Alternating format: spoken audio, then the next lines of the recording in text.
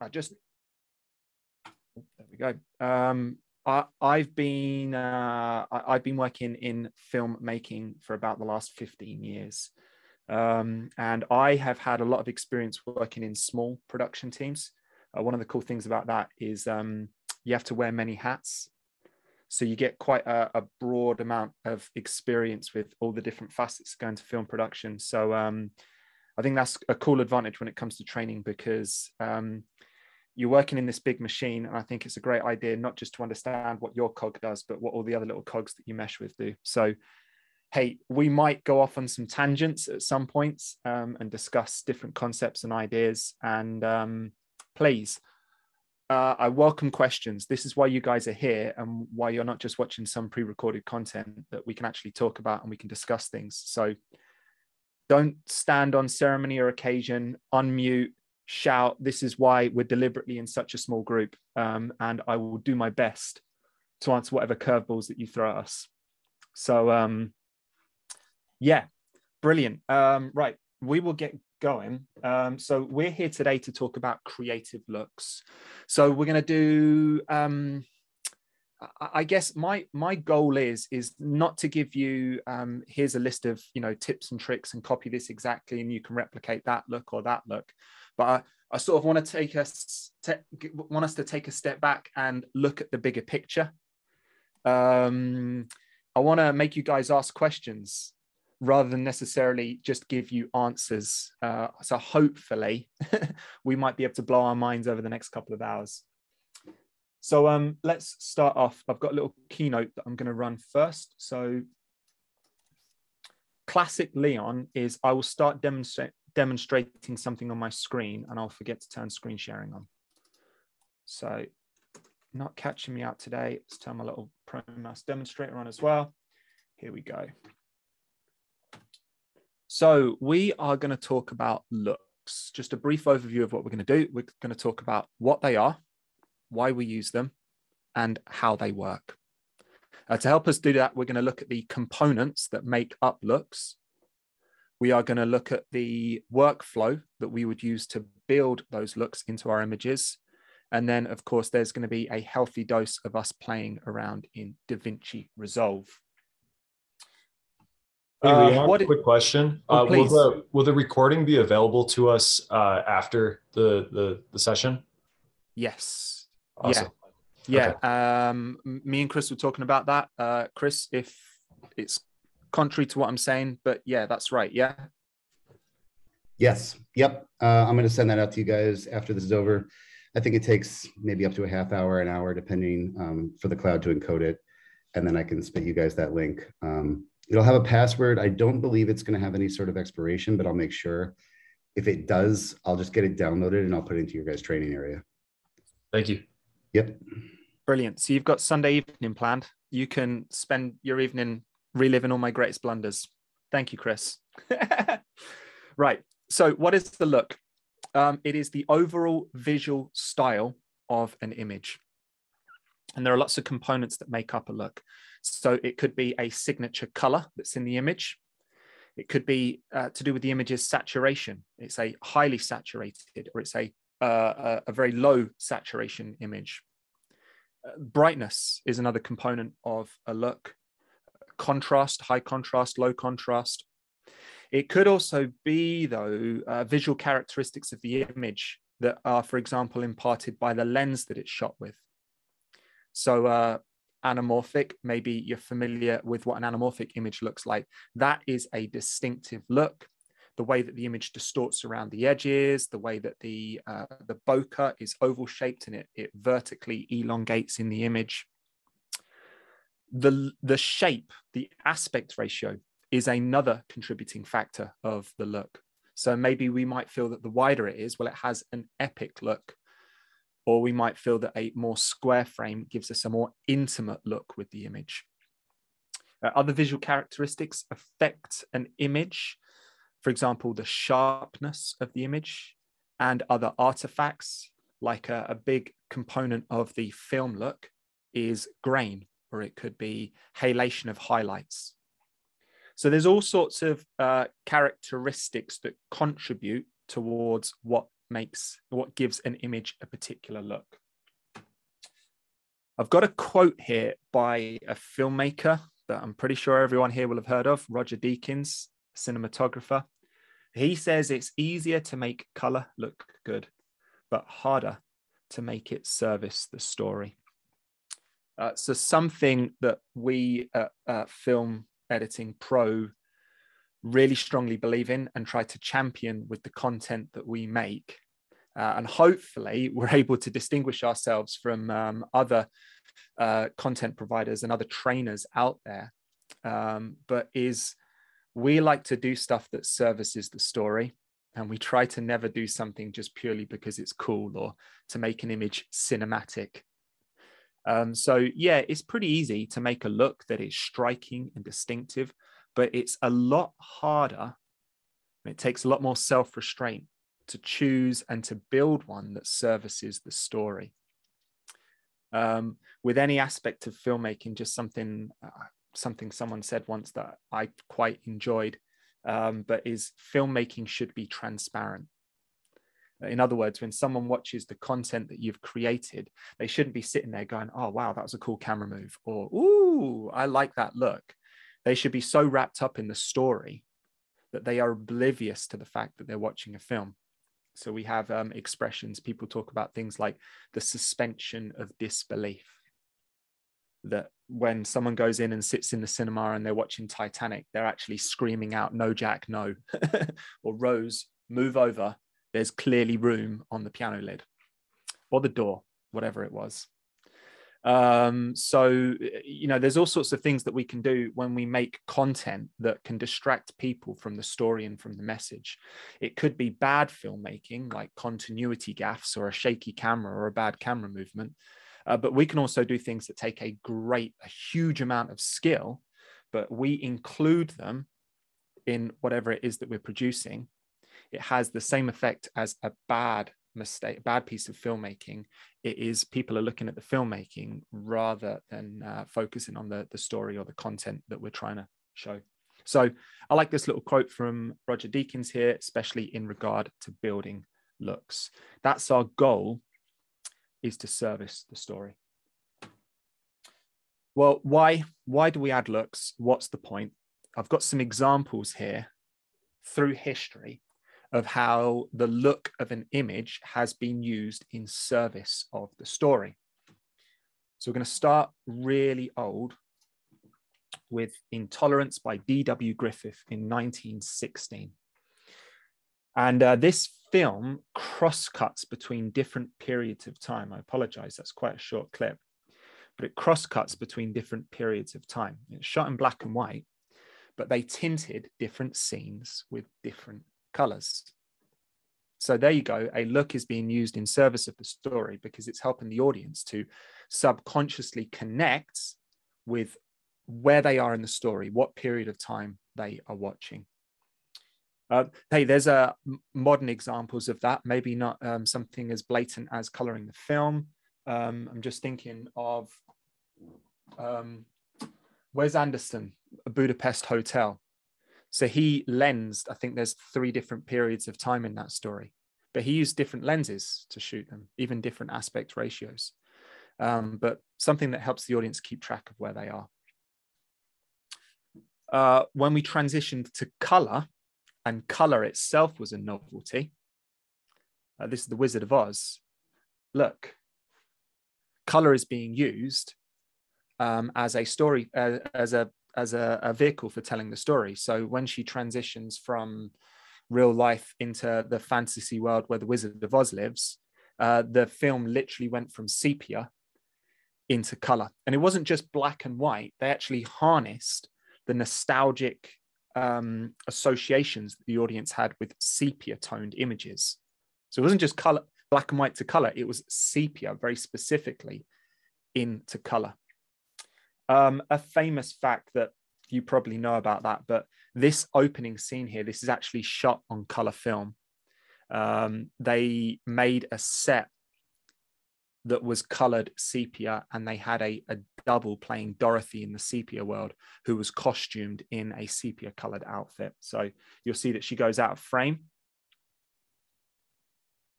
and now there's a switch, and now the real Dorothy steps in, but wearing a color outfit. Gone with the Wind. That's the same year, isn't it? Yeah, 1939. So this scene here, oh goodness, this is testing my memory now. So we've got Rhett. What's her character's name? Someone put me out of my misery. Scarlett. There we go. This is a romantic scene between the two of them. But moments later in the film, so a scene filled with positivity and warmth and emotion. Cut to, now the entire scene is colored blue. Look at the dire situation that she's in. This is a fun one, a modern one here, where you see looks being used to communicate with the audience. So this is Up, Pete Docter, 2009. Look at the optimism. They're planning to have a child. Now they find out that she's incapable of conceiving a child. So it's not just an accident. The filmmaker has very deliberately given one scene a vivacious, saturated look. And now this one is dark and desaturated because it's helping convey the mood and the tone of what's going on. Saving Private Ryan. This was one of the first films to use this look. This look is called the bleach bypass look. So Saving Private Ryan was shot on film. And if you know anything about processing film, well, one of the chemicals that the film goes through when it goes to the lab is bleach. So the film was developed and they skipped either fully or partially the bleach process. The bleach strips out all the silver halide crystals from the film. And black and white film, they leave the silver halide crystals in because that's what makes up the image. But with color film, it's the dyed polymer layers that make up the image. But if you leave those silver halide crystals in, you essentially end up with a combination of color film and black and white film. And it has this very stark, contrasty, desaturated look. Well, it suits the tone of the film. Also, as well, maybe one could argue that it lends and it adds some realism, because all of the footage that came back from World War II, well, the wartime photographers who would go out would shoot on black and white stock. So maybe it's like, right, we're not going to release a black and white film, we're going to release a color film, but there's elements of it that are reminiscent of what actual newsreel documentary footage from the era would have looked like. A bleach bypass, it became a little bit of a de facto look for, oh, we're making a gritty war film, so let's do the bleach bypass look, whether they're doing it for real or whether they're doing it in post.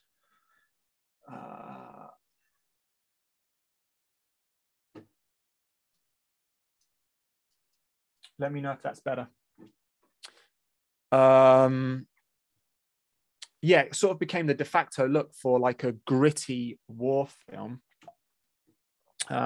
Here's our next example.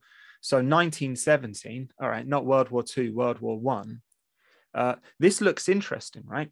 Because, let's get this playing. It's quite desaturated, but it's not as contrasty as the Saving Private Ryan bleach bypass look that we looked at. I'll just skip back to that one briefly. The contrast is so harsh, it sort of forces your eye to look at the brighter parts of the image, the points of interest, the points of contrast. Whereas, you know, and this image, it's very striking, it's almost overwhelming. Whereas we look at this, tonally, there's a lot less contrast in this image.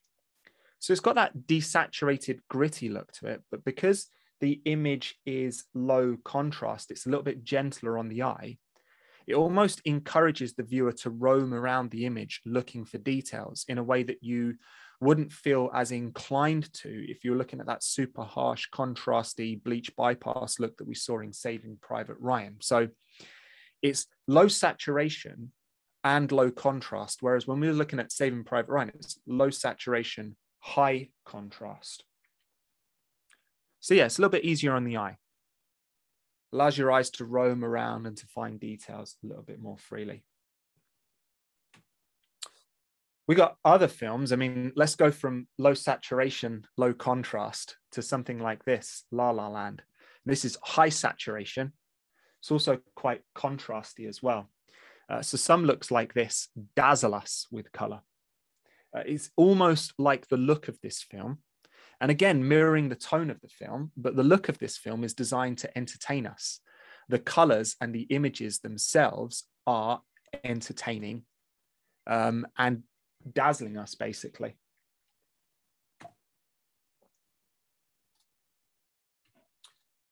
Next example here.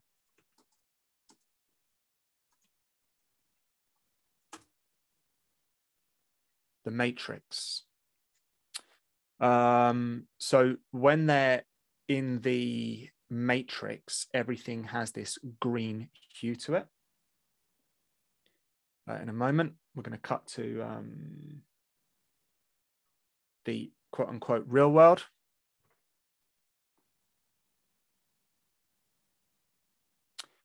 Everything in the real world has a blue tone to it. So clear, like visual cues, it's communicating story, it's helping us to understand, kind of like that intolerance example.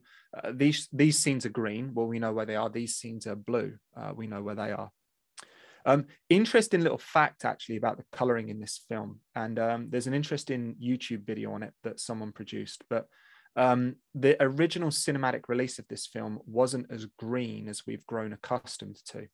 So it was when they telesyned it to master for DVD, they graded those scenes greener, and then the original cinematographer came along and supervised like a remastered re-release on Blu-ray, and he returned the colors to what he had originally intended them to. But people were like, hey dude, where's my green? This is the Matrix.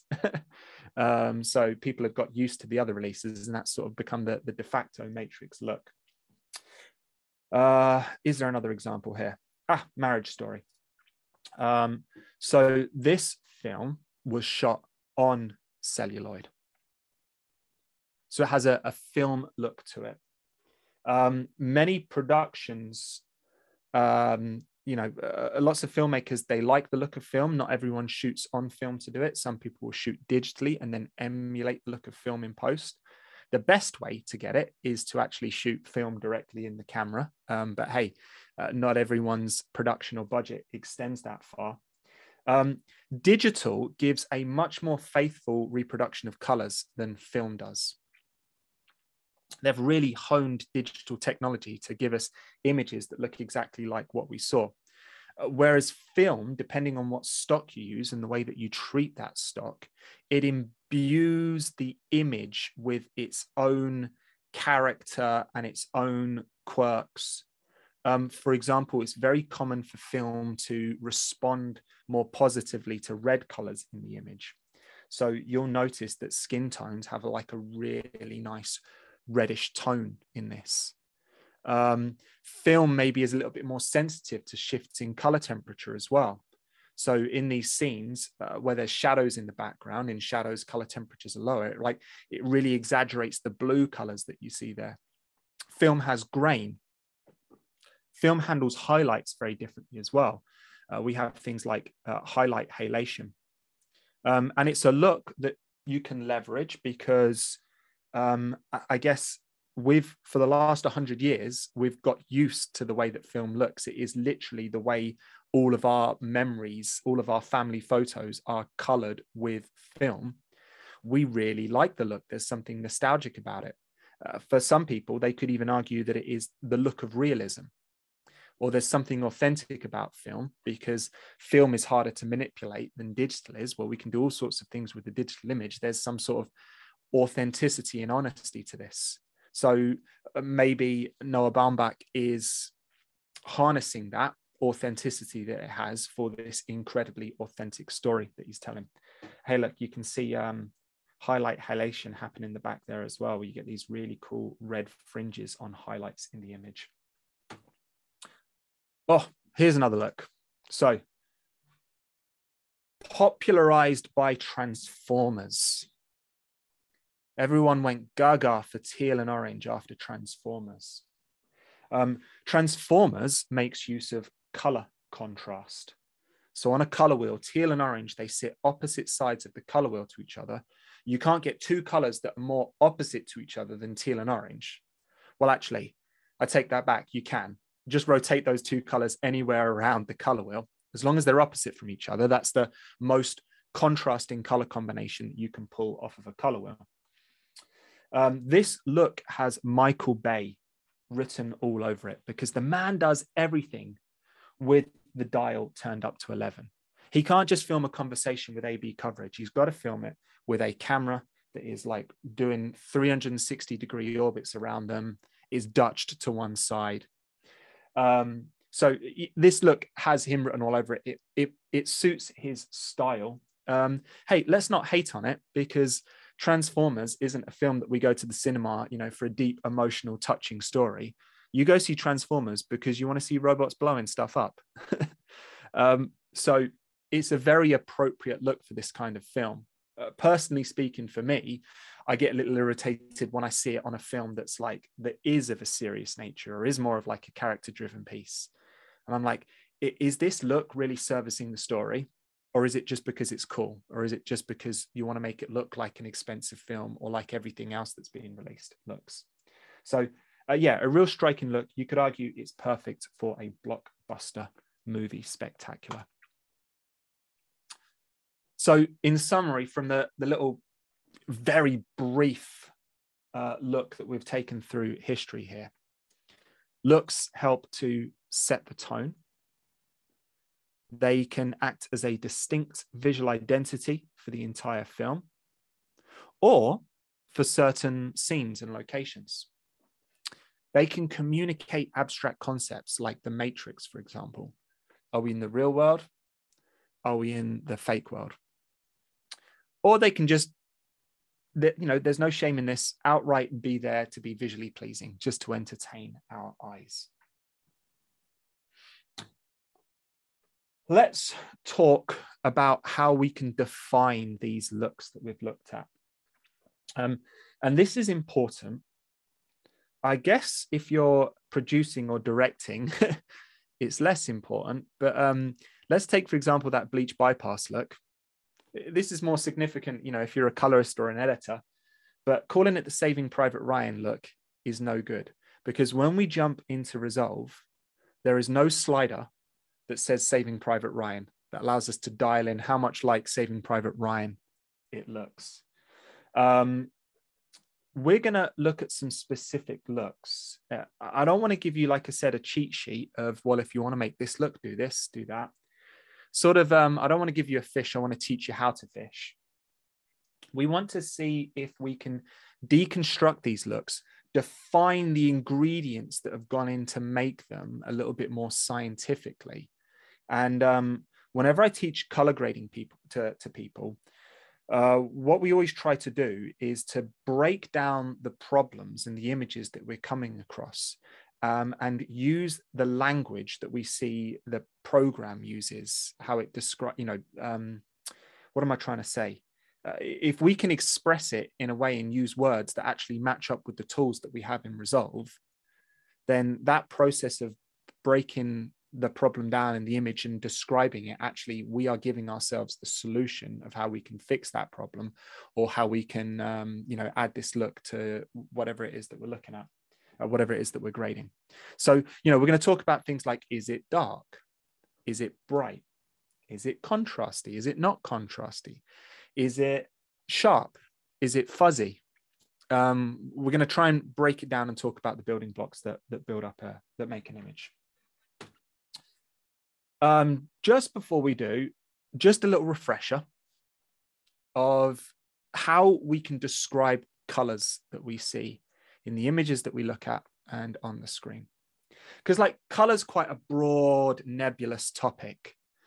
I can call something aqua, I can call it blue, navy, they're all variations of blue. But calling it those abstract color names doesn't actually help me understand what makes that color, and what makes this color that color. So, we're going to put those terms to one side. We're going to talk about hue, saturation, luminance, and contrast. You can see that hue and saturation are quite closely related to each other. So hue is the closest thing that we're going to get to color. Is it red? Is it yellow? Is it green? Is it aqua? Is it blue? Is it magenta? Is it red? You get the idea. We can go around our color wheel. Hue's usually described in degrees, isn't it? So degrees of a clock, whereabouts on that color wheel we are. Saturation is the intensity of that color. So is it weak? Is it super saturated? Luminance and contrast, they're related to each other as well. So luminance is the brightness values in a scene, and contrast is a measure of the way those tones are distributed through the way the image is tonally distributed. So we can have a really contrasty image, and in a really contrasty image, we've got lots of blacks, lots of whites, but we don't have many of the grays that are in between.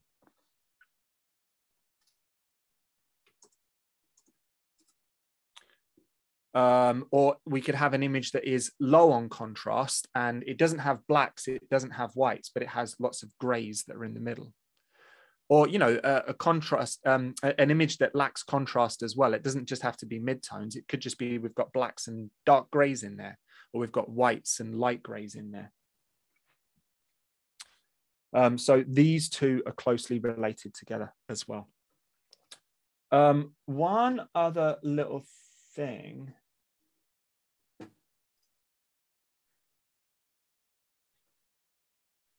We're going to talk a little bit about color harmonies as well, because they're an important ingredient in creating looks. There are particular color combinations that go together well, and they actually follow pretty predictable rules. So an analogous color scheme is one that is made up of adjacent colors on a color wheel.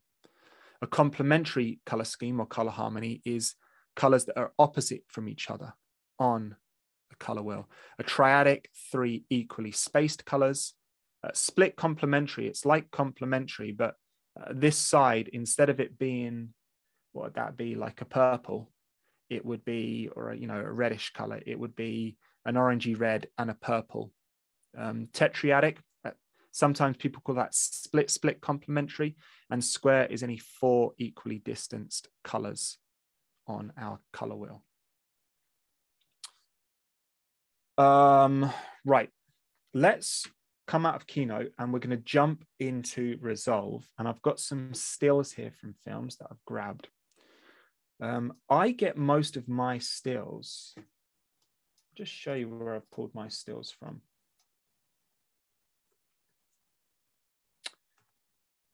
Filmgrab.com. This is a great resource for getting like nice curated images from films.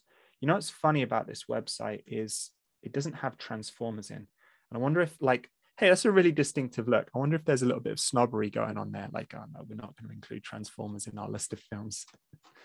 So yeah, everything except for Transformers, I think I've pulled from there. So I've just got these stills thrown into my timeline. What's that? What is showing offline? Okay, well, we won't worry about that now. We'll work that out in a bit. This is a really great way of examining your images. Just bring stills in and bring them into Resolve. And the cool thing is we can run into the color page. Oh, let me change that scale because I'm not in HDR at the moment. We can come into the color page and we can analyze these images using the scopes and the tools that we have here. So I'm just going to go ahead and undock those tools just so we can see. I'm mostly interested in my luminance waveform and my vector scope here. Let me put 2x zoom on that as well. So hopefully you're familiar with these tools. The waveform is a fantastic tool for examining the luminance of an image. And the vectorscope is a fantastic tool for examining the chrominance, or the color in an image.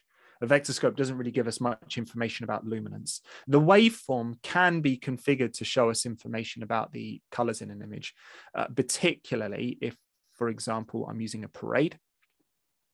So I can see the balance between my red, green, and blue channels. Or I can go into a waveform and have it overlay my red, my green, and my blue traces. Sometimes that's a little bit easier than using a parade, because I find a parade is kind of like, you know, when there's a really big chart and you have to follow a row all the way across. You know, that's the row I want. And by the time you get over to the other end, your fingers drifted up or down. I always find using a parade a little bit like that. But we can look at these images. Let's look at an example here. Let's look at this still from Star Wars. What can we say about this? Remember, we talked about hue, saturation, luminance, and contrast. So hue, let's start with hue. Well, what colors do we have in this image? It is plain to see, looking at this still, that it is dominantly green and red. You can see that here in my vectorscope as well. So there's a definite color design and color harmony going on in the way that this scene is lit, the way it's production designed. Are these colors low saturation or high saturation? They're burning out our eyes. That's how saturated they are. So we know it is a specific collection of colors that makes up this look, and that they are highly saturated. What about luminance? Well, this scene is quite dominantly dark. It obviously has bright parts to the image as well. Not a lot in the midtones. So this is a high contrast image. Look, lots of bright parts, lots of dark parts. So yeah, we've learned something about the luminance of the image. It's quite dark, but it's also quite contrasty as well at the same time.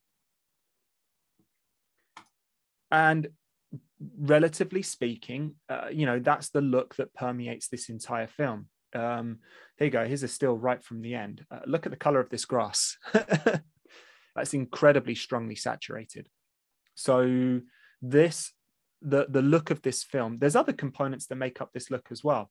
It's shot on film, so it has a nice grain to it. It's anamorphic, so we get these nice bokeh highlights, oval bokeh highlights in the background. Let's pick out another film here. So this is Mad Max Fury Road. So it's got a definite color harmony in it. Look, we're seeing teal and orange. They're very strongly saturated colors.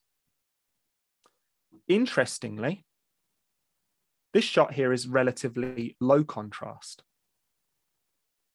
Not every shot in the film looks like that. But yeah, look, quite nice, smooth graduations in tonality and not super dark, deep shadows. Here we go. Even here, we look at this. This entire image is living in the midtones. Actually, interestingly, the luminance of an image affects its saturation, because as you make a tone brighter, you push it towards white or you push it towards black.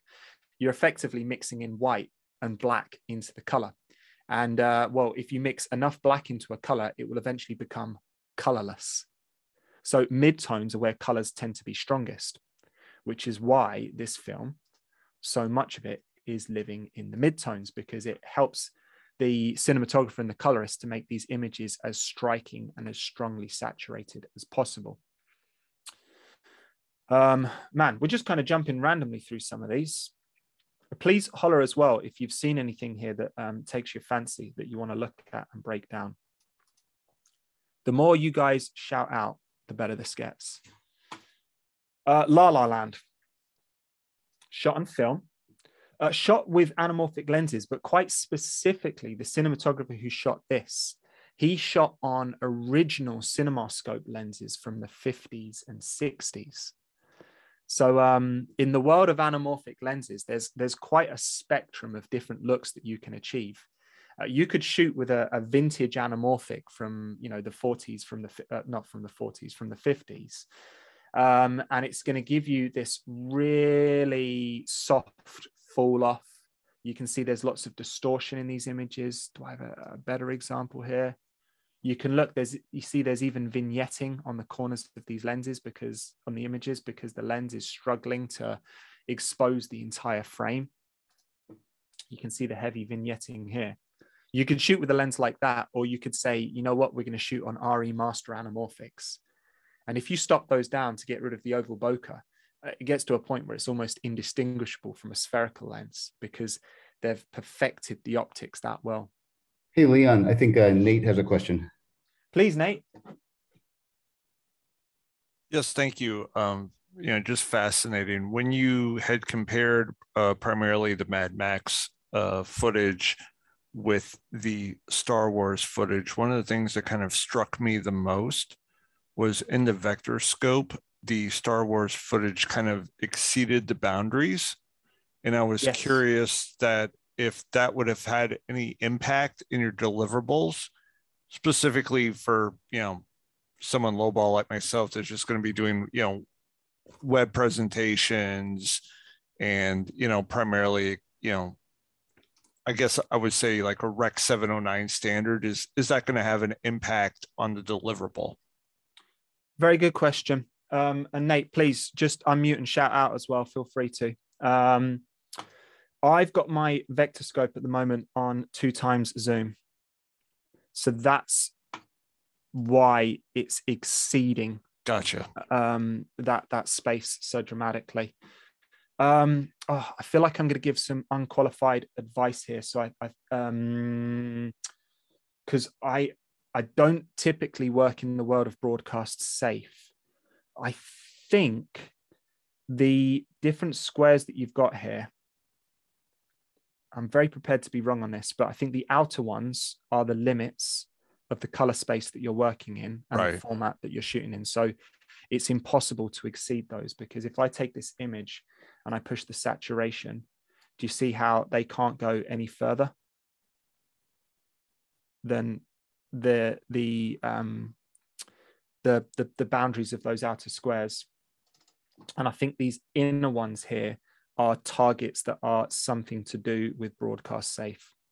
So this image is exceeding that. And also as well, this could be to do with the way that the image is being color managed, because this is a still off of the internet. So in all likelihood, it's been saved in sRGB rather than Rec 709.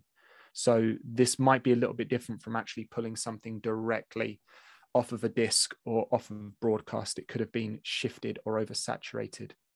So if it's like a raw or a white gamut, that's going to compress ultimately, is what you're saying? Yeah. Does that and also as well, because Rec 709 as a standard is this is the sheer lunacy of the standards that we have to use to pop stuff out on television, because the legacy is the blight of the video post-production industry, because we have to do stuff a certain way to keep things backwards compatible. And it's because the standard that we're built off of was one that we came up in, you know, in the 60s. It's like non-integer frame rates. It's like, it's annoying, because I'd love it if we could just work at 30 frames per second, but we have to work at 29.98, which is because of the transition from black and white to color. Like, why are we still shackled with that? So yeah. Did that answer your question, Nate, or did I just ramble about something unrelated? Absolutely. Thank you so much. No, my pleasure. And please, pipe up with any other questions. Right. So let's see what we got here. Right. Let's look at 1917, not 197. That was a bit before then.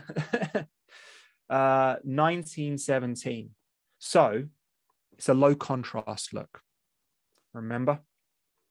Do you see how it's not dominated?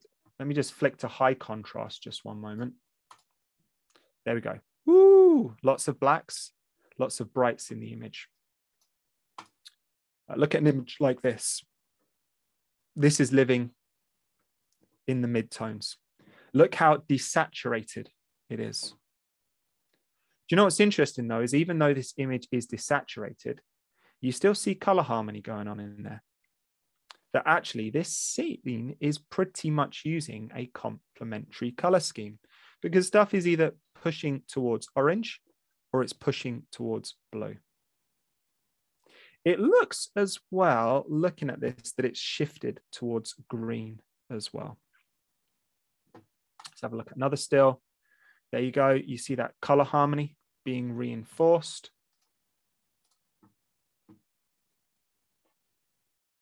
And there are images like this. Look, we've got the sky in there. The sky is quite dominant and bright, but this is still a relatively low saturation image. Interestingly, as the film concludes, how does the film conclude? This is the warmest image in the entire film. The rest of the film is quite cold and dull in comparison. So it's not a mistake. It's not a lack of consistency on the colorist or the cinematographer's part. They've deliberately changed the tone and the look of the image. It's still living within that world that all of 1917 was based within, but it's being used to communicate subconsciously with the audience and tell them something about the character's journey. So it's there servicing the story. Because we've talked about it, let's have a quick look at Transformers.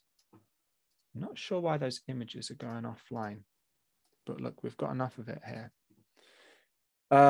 Here we go, teal and orange. And this is quite high contrast as well, and it's super saturated. You know, 1917 was teal and orange. This also happens to be teal and orange, but much more strongly saturated. We can also start to talk as well about, you know, who's doing this? Is this the colorist or is this the production designer? And we'll talk a little bit about that in a moment. This color scheme, well, we've got trees. Trees in the background are usually going to be like a greeny yellow. They're being pushed towards blue or towards orange to fit in with the color scheme. Some scenes in this actually look a little bizarre because it's like the foliage is sort of almost gone aqua there in those instances. Why are we spending time doing this? One of the little tricks that we teach when we color grade is a little process that I affectionately call monkey see, monkey do. That if we create an image and we replicate a similar shape in our vector scope and replicate a similar shape in our waveform, then we can effectively emulate the look of this film. So understanding how the look is built will help us to replicate it. Any of these stills here, sorry, that I've been buzzing back and forth that particularly you'd like to look at and to talk about? Just shout out if there is. We'll come back and reference some of these stills later as we start to build looks ourselves. These stills, they're not here for us to go through and look systematically at all of them. It's more just a playground for us to jump around. Before we leave, let's actually just do a couple of interesting things here. Right. So we didn't get to look at Saving Private Ryan. We did talk a lot about that. So you can see that this image is more dominantly contrasty than those 1917 images that we can look at. Yeah, I know there's a whole lump of midtones there, but the shape of this waveform is dramatically different. Let me get 1917 up on screen at the same time.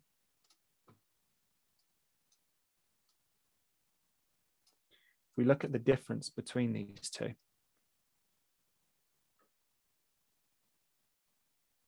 so one's living in the middle of the waveform, the other one is got brighter highlights and darker shadows.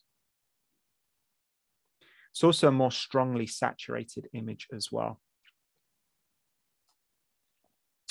Let's turn off that image wipe. All right, what was the last thing we wanted to do? Let's just look at these stills from Marriage Story. Here's a nice one of Scarlett Johansson with food in her teeth. mentioned that film does really nice things to the reds in the image. Can you see that on our RGB waveform here? How much more dominant red is in the image.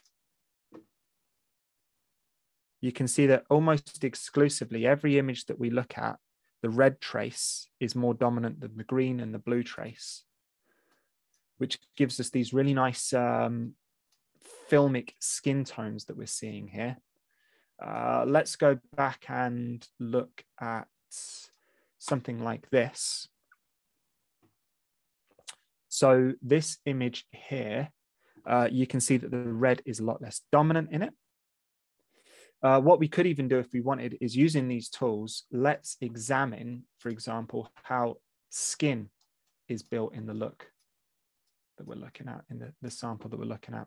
So this is a nice little trick. You can use a power window, and you can, if you turn on highlight mode, limit your tools to showing you just what's happening inside of that window. So let's go 2 time zone, turn on our skin tone indicator. So this is Sicario, lensed by Roger Deakins. Look where our skin tones sit. And then let's go over and check out Scarlett Johansson's face here.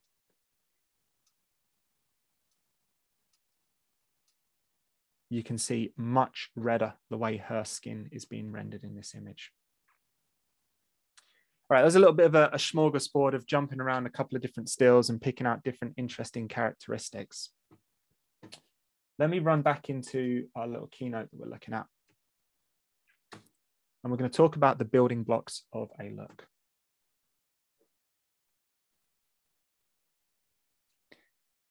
In those images, the looks, what different factors contributed towards those looks? Costuming, the set, the location, the lens that it was shot with, the camera. Was it digital? Was it film? How was the camera configured? The way that the scene is lit. Also, as well, more abstract things like composition contribute to the look of a film. Let me just jump back into an example. So here we go. Look, everyone is wearing dull, muted colors. No one's in there wearing fluorescent green or orange. It's all contributing to the look of the film. We go back and we look at some of these examples from Transformers. Look, the hero car is yellow. Look at this location that they've used for the car dealership. Look at the color of the lights, and then obviously contrasting with the color of the explosions that they've chosen to use in this scene. We look at something like Marriage Story. Let's turn that off. Well, the film stock, the camera that's been chosen, is contributing heavily towards the look of this scene. There are characteristics that we cannot ever hope to replicate as a colorist, like anamorphic flares or the color of the background. Look, that is also contributing towards the look of this, this piece. Let me jump back into Keynote.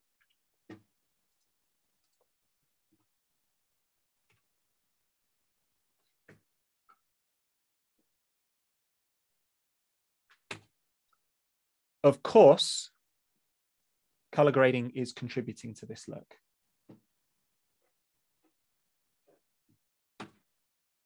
But it's one of many components that are creating this look. So here's a still from Transformers. So Shia LaBeouf, he lives in California, so he's got a nice golden suntan. You look, he's wearing nice muted colors, a black top with dark denim trousers. He's standing in front of a yellow Camaro. The background of the shot has been hazed. So smoke, when they use it on set, generally has a bluish tinge to it. And also behind that then is foliage, which is green, which is a very closely related color to blue. And they've probably backlit the entire thing with like a big HMI. I do apologize. When I handwrite on the screen with my mouse, it's real chicken scratch. And he's probably lit up front with a big tungsten. They might have even put like a CTB gel on that HMI in the back, and that tungsten, they might have even dimmed it down a little bit because the tone gets warmer when they dim the light down.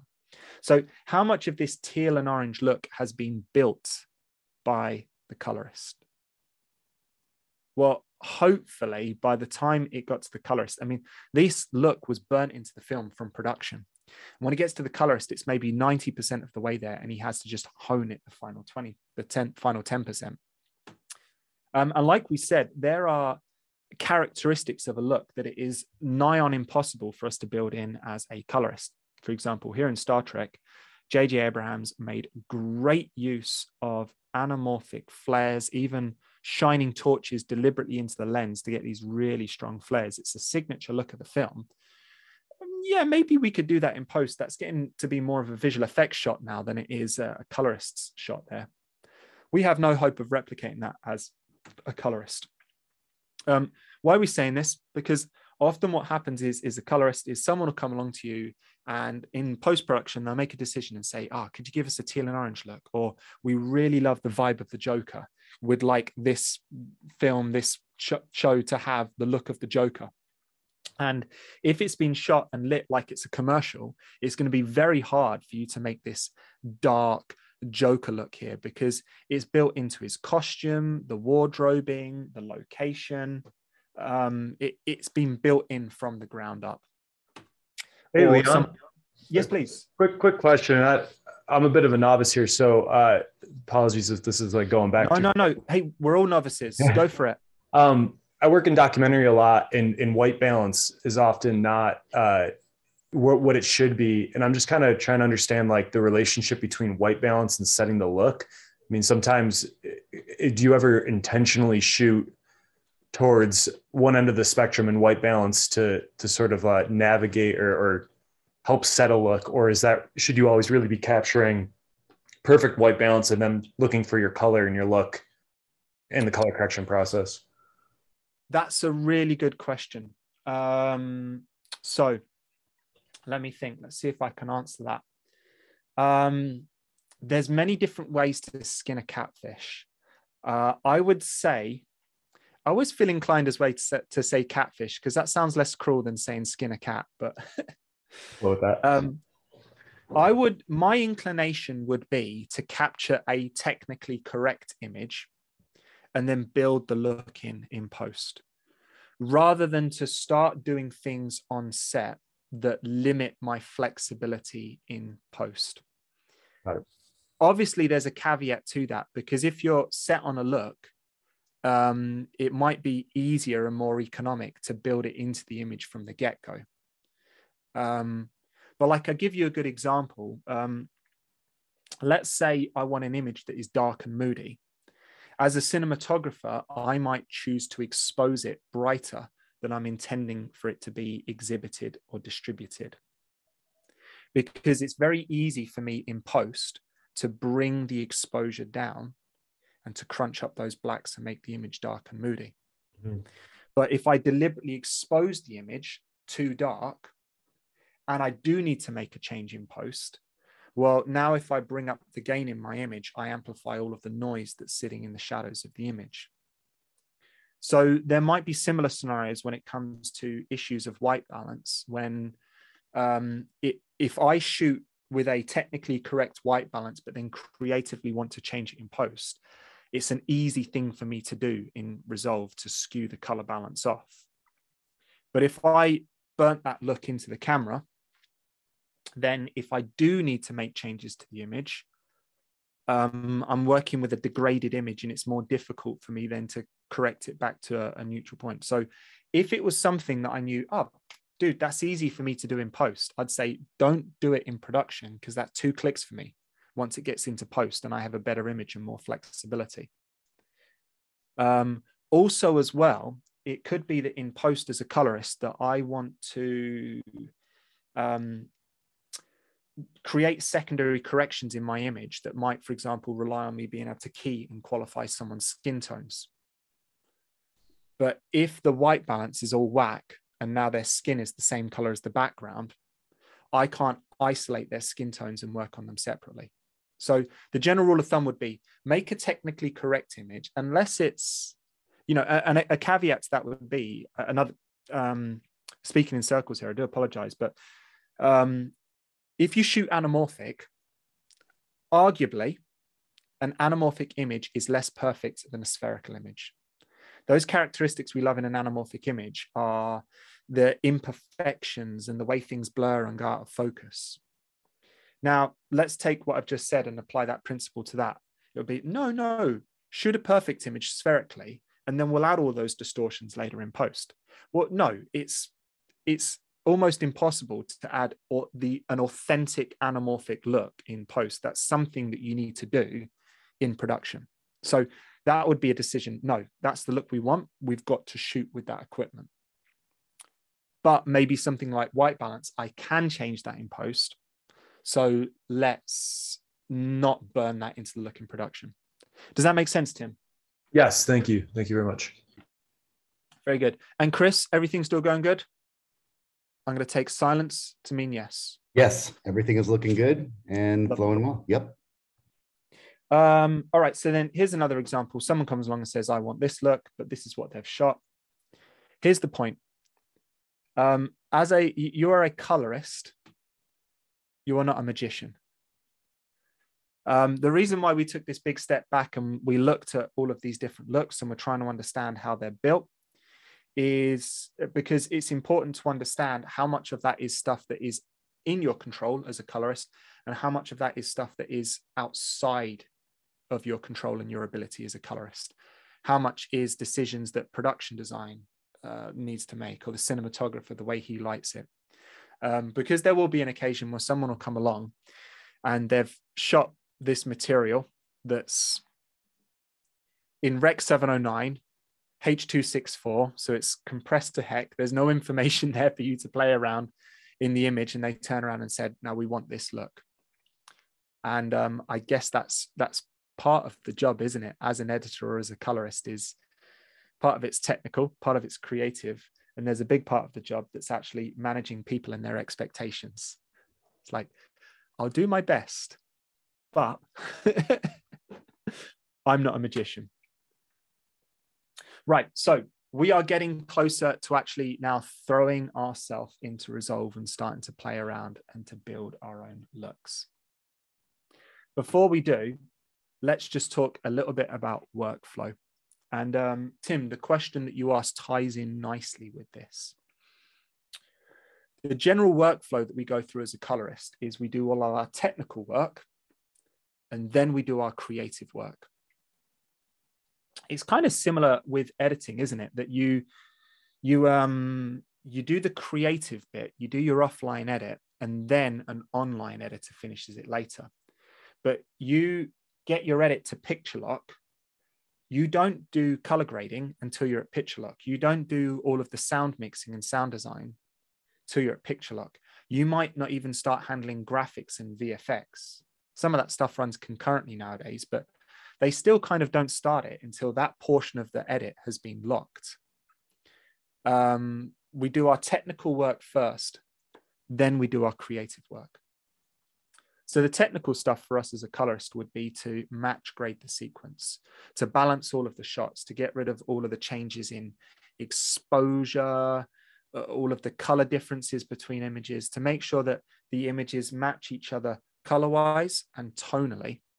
And you can watch through your edit and it's consistent. It doesn't, whoa, that one was shot at a different time of day. Everything is matched.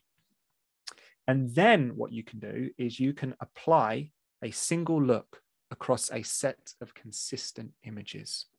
Instead of making each shot work with the look, instead of making the look work with each shot, you make each shot work for the look. So actually then building a look into the image is a relatively simple process because you're not creating a look for 200, individually for 200 shots. You're creating one look that hopefully is going to work.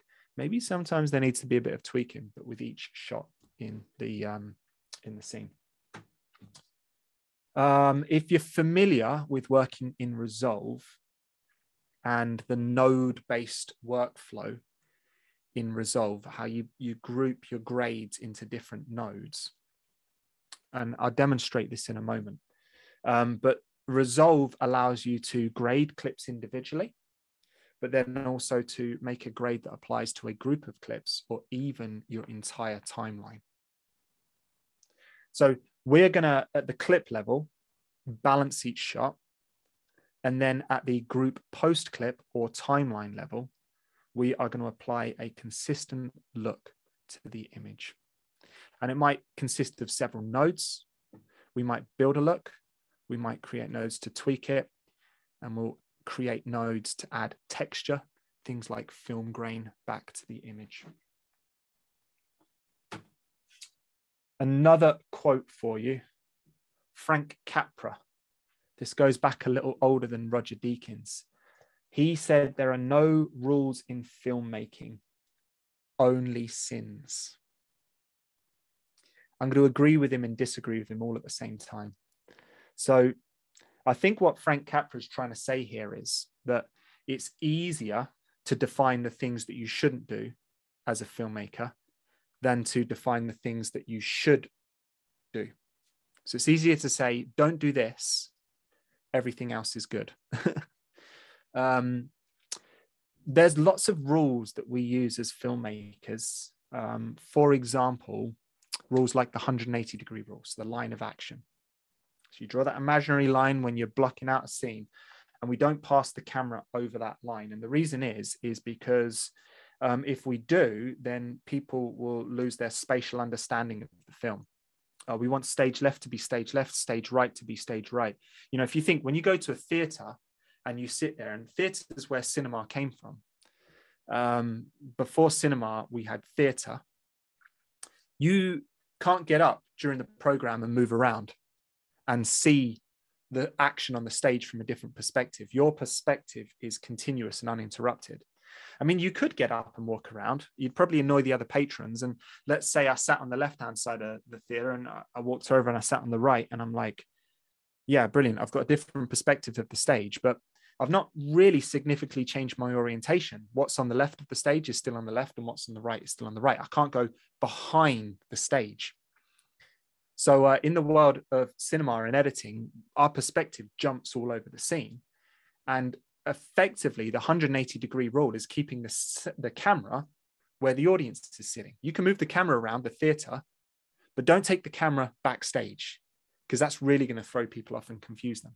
So there's a rule that dominates filmmaking. But what generally happens is a filmmaker comes along, and it tends to be, have you ever seen the Dunning-Kruger effect? So it tends to be people that are a little closer to the left-hand side of the Dunning-Kruger chart. They come along and they go, well, I'm a creative. Rules are there to be broken. And they throw the camera around everywhere in the scene. And they go, well, Christopher Nolan, he does it, so I can do it. But Christopher Nolan, so he did it in the scene where the Joker and Batman, in the second one, they finally meet in prison. And as Christopher Nolan, as Batman is talking to the Joker, the camera obeys the line of action. But then there's a point in the scene where the camera moves past the line of action. So it doesn't just cut to the other side of the line of action. First of all, the filmmaker gives us a camera move that we can follow so we can keep our bearings spatially in the scene. And then he starts cutting on the other side of the line of action and starts moving the camera all around everywhere.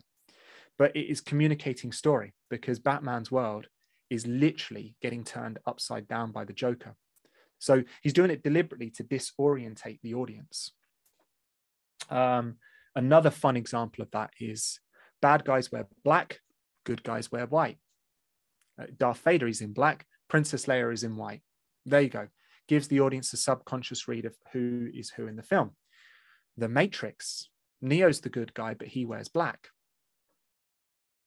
But you need to remember that in the first 15 minutes of The Matrix, Trinity runs around killing police officers. So she's actually an anti-hero. So the filmmakers understand that rule, and they're cleverly subverting it in order to communicate subconsciously with the audience. So generally when rules are being broken, or when we think they're being broken, they're not actually being broken. We just don't understand the rule on the level that that genius filmmaker does. So what was I saying with this quote?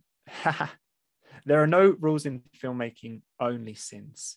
Yet there's a million different ways that you can apply the principles that we're about to use.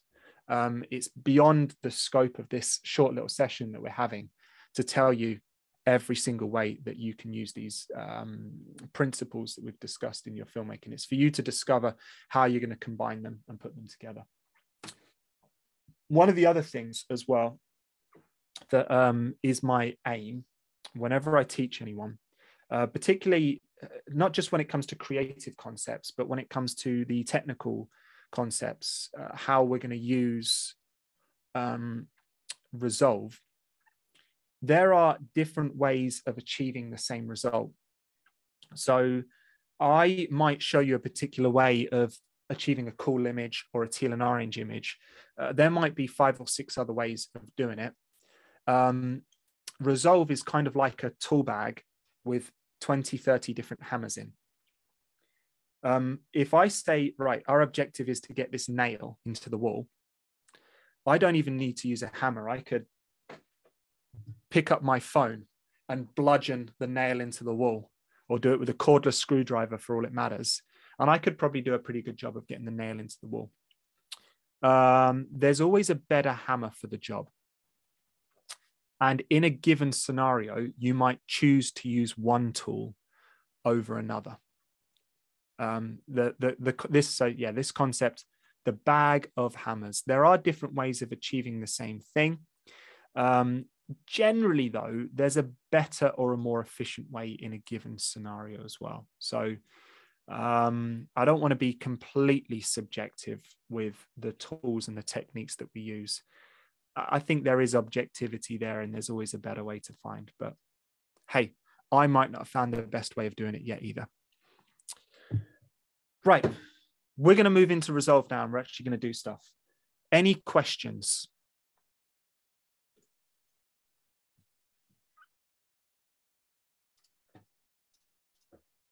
I'm either going to take that everyone is thoroughly confused or thoroughly satisfied with the information that's been discussed thus far. So here we are in Resolve. I have created a timeline here with a bunch of clips in. Most of these clips are clips that you can go find yourself on the internet. Like this is a clip from a sample clip that you can download from Red. This is sample clips from Blackmagic.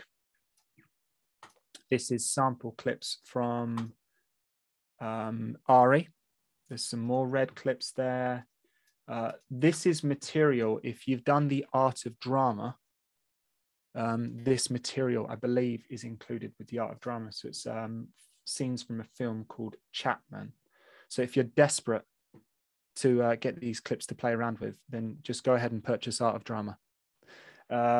So these are the clips I'm playing around with. You can find these yourselves and you can experiment later.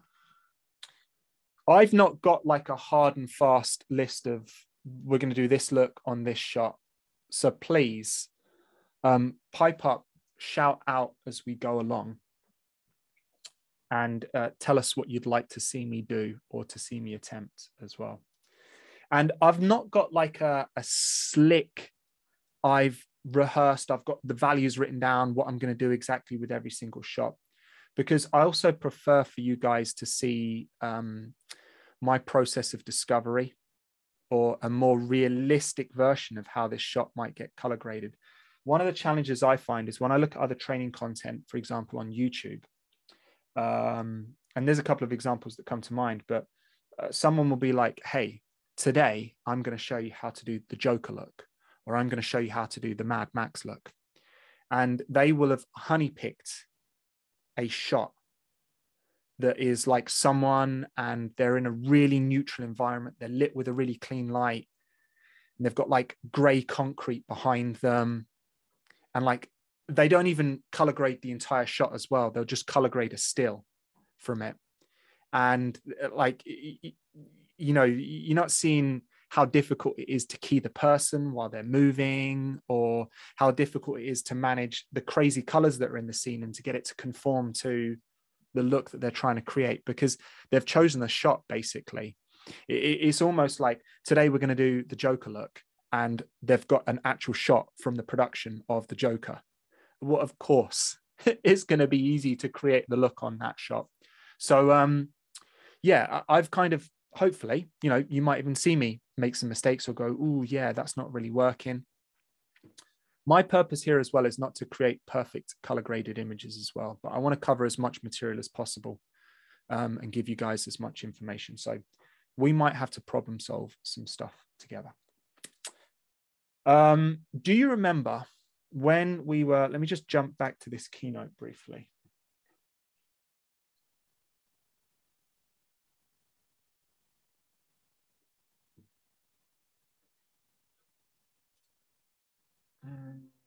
Here it is. Do you remember when we talked about the kind of the characteristics of the image that we were going to examine? And we said hue, saturation, luminance, and contrast. Well, I don't want to be dramatic here, but if you think of the extremes here, so an image can be highly saturated or it can be low saturation. An image can be bright or it can be dark. An image can be contrasty or it can have low contrast. And then hue, that one's a little bit more challenging, isn't it? Because you can't say it's got high hue and low hue, but it might have particular combinations of colors in the image. So most of these looks that we've been looking at are a combination of high saturation, high luminance, high contrast, or high saturation, low luminance, low contrast. Saving Private Ryan is low color, so low saturation, high contrast. 1917 is low saturation, low contrast. You see the difference between those two is how they're handling contrast. Maybe some of the colors that are featured in the image as well. So there's the color harmonies that the cinematographer has chosen to use in there as well. So really, when we're talking about and breaking these looks down, they're a lot less complicated than you might think. So let's start out. I'm gonna, you'll see here that broadly, I've got 2 shots together for each of these scenes. 2 similar shots, 2 similar shots. Here I've got like a whole bunch of similar shots as well. Here we go again at the end, 2 similar shots. I've grouped these shots together using the group feature in Resolve, you know, where you can select clips, right click, and you can add them into a group. That gives me the ability to create group grades that will apply to both of these shots. Of course, as well, we could create our look in the timeline as well. If you're working on a long piece, it's probably a more realistic scenario that you're going to be creating a look for each scene, because you can't make a 2-hour movie and have one look that applies consistently to the whole thing. It's probably going to need to be built differently if it's for a night scene, if it's for a day scene. So maybe grouping stuff together and putting your looks on in groups is a fairly realistic scenario. Obviously, I'm not going to do it in the timeline grade here as well, because all of these scenes are very different. So when I select this clip here, you can see that this link icon is showing on both of these clips. So it's indicating that anything that I create in my group post clip or group pre-clip node structure will be applied to both of these clips. Let's turn off effects just to get a little bit more room up here. Obviously, we're going to apply our look group post clip because we want it to happen after any balancing that is needed for individual shots. So I've very crudely balanced these 2 shots together. Not perfect, but it's good enough. Let's start by creating a cool look. Really simple. I'm going to start off nice and simple. I'm going to leave the first node by itself there, just in case I need to create anything on that. You're also going to see as well that I use a fairly similar node structure to create all of these looks that we're going to look at. We'll talk more about that in a bit. I have created these two nodes in parallel, and they're being mixed back together through a layer mixer. This layer mixer is in the normal composite mode. So a little refresh for anyone, or if anyone's not familiar with that. Basically, you can think of these two nodes as being like layers in a Photoshop document. There's a slight twist though, because in a Photoshop document, the layer at the bottom gets replaced, overwritten by layers that are above it. Well, it's the same thing here, but in a node-based graph, this top input is the bottom layer and subsequent inputs are on top of it. People always go, well, that's stupid. Why doesn't Blackmagic turn it around? But maybe Photoshop's got it wrong, because this here is input 1. This here is input 2. Well, obviously input 2 supersedes input 1. It would be pretty ridiculous if that was input 1 and that was input 2. So there's logic to the way it's to why it's laid out that particular way. Right. Dun, dun, dun, dun.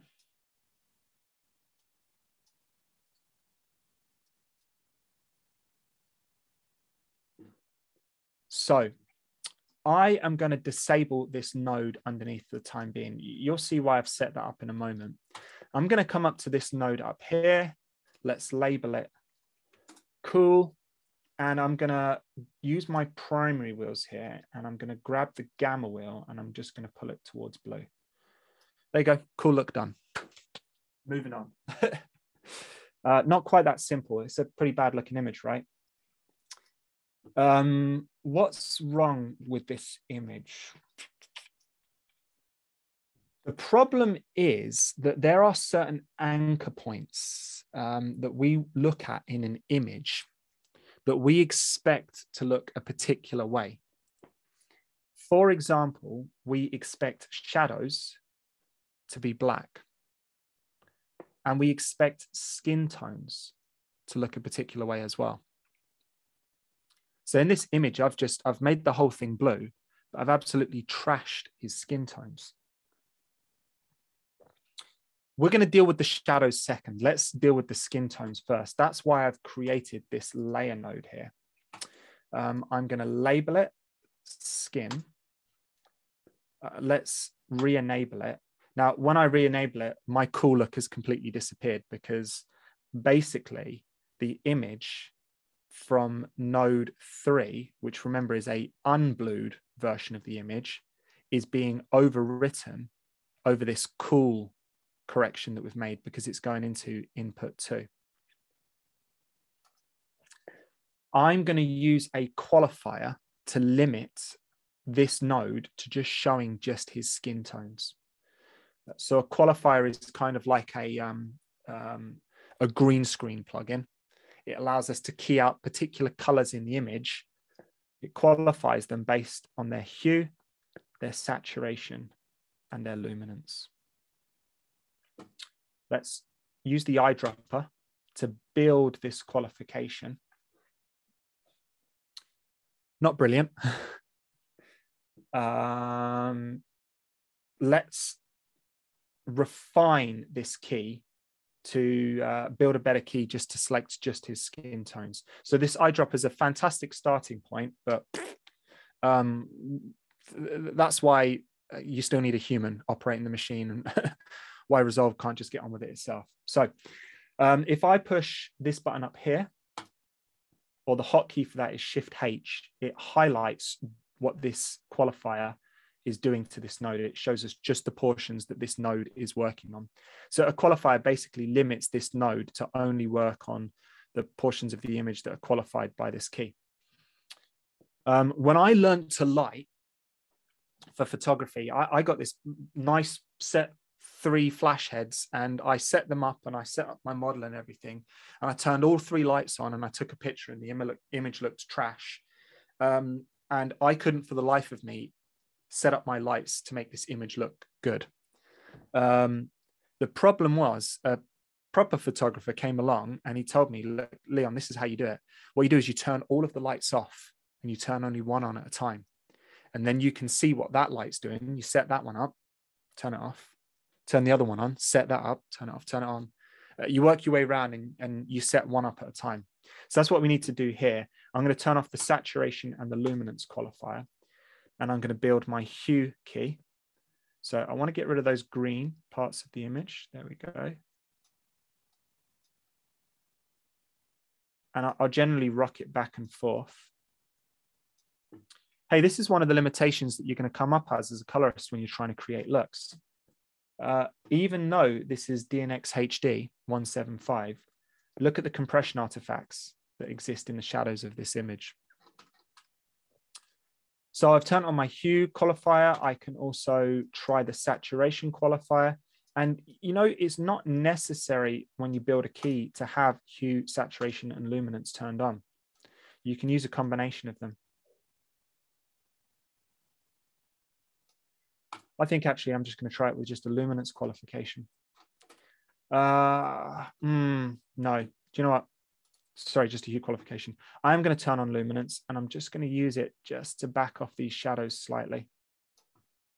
Anything I can do to get rid of some of that compression. If I turn off the highlight mode, can you see what's happening now is that this node here is preserving the skin tones in the image, so they're not being affected by this cool color grade. I'm going to add a blur to this key.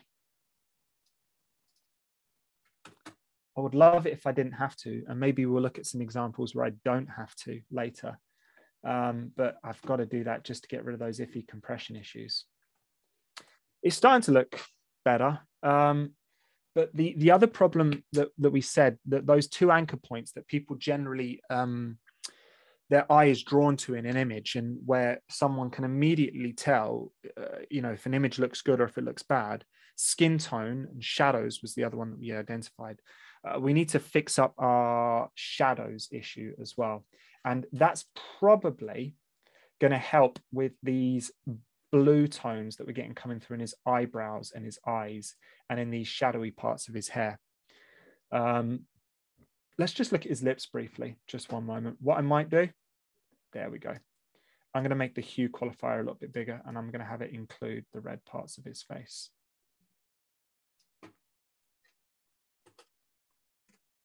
That's better. Right, let's go back up to this cool node up here. I used my primary wheels. I used my gamma wheel to add this cool correction to the image. And when I say cool, that's not me being bigging up myself. Cool as in color tone, not as in I'm cool. Right, so I used the gamma wheel to add this blue tone to my image. The gamma tool, let me just demonstrate a very quick exercise to help us to understand how the gamma tool works. If I come into my edit page and I'm going to open up my effects, and I'm going to grab this grayscale generator and pop it into my timeline. You need to turn it into a compound clip before the color page will see it. It doesn't recognize generators, but now that I've done that, I have the grayscale clip in my color page. The gamma tool adds blue to actually the entire tonal range of the image. It doesn't add it to the blacks in the image. It doesn't add it to perfect white, but everything that's not perfect white and not perfect black, which is, you know, 99% of the image, has blue added to it. So I've added this blue tone, and you see that it's muddied up my shadows here. There's a couple ways I could fix that. I could, for example, add another node here. Come grab my log, oh, no, not HDR, my log wheels, and I could use the shadow tool here. The log wheels are far more specific in terms of the tonal range in the image that they manipulate than the primary wheels. I could use the shadow tool here to counteract the blue. Do it by driving some orange back into the image. And you can see that I've cleaned up my shadows here. Or alternatively, let me reset that. I could use my luminance. Where are you? Luminance versus saturation curve here as well. So I could use that to desaturate the very darkest parts of the image. And I could also use that to desaturate the very brightest parts of the image. There you go. And now I've cleaned up my highlights in my image. I think my my mouse battery just died. One moment.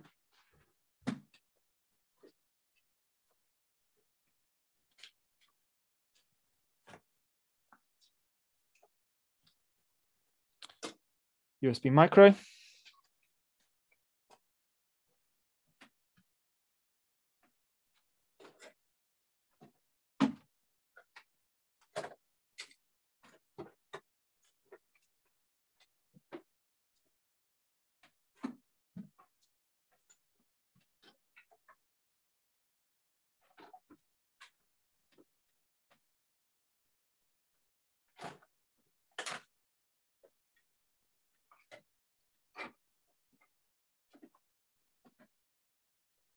Found it.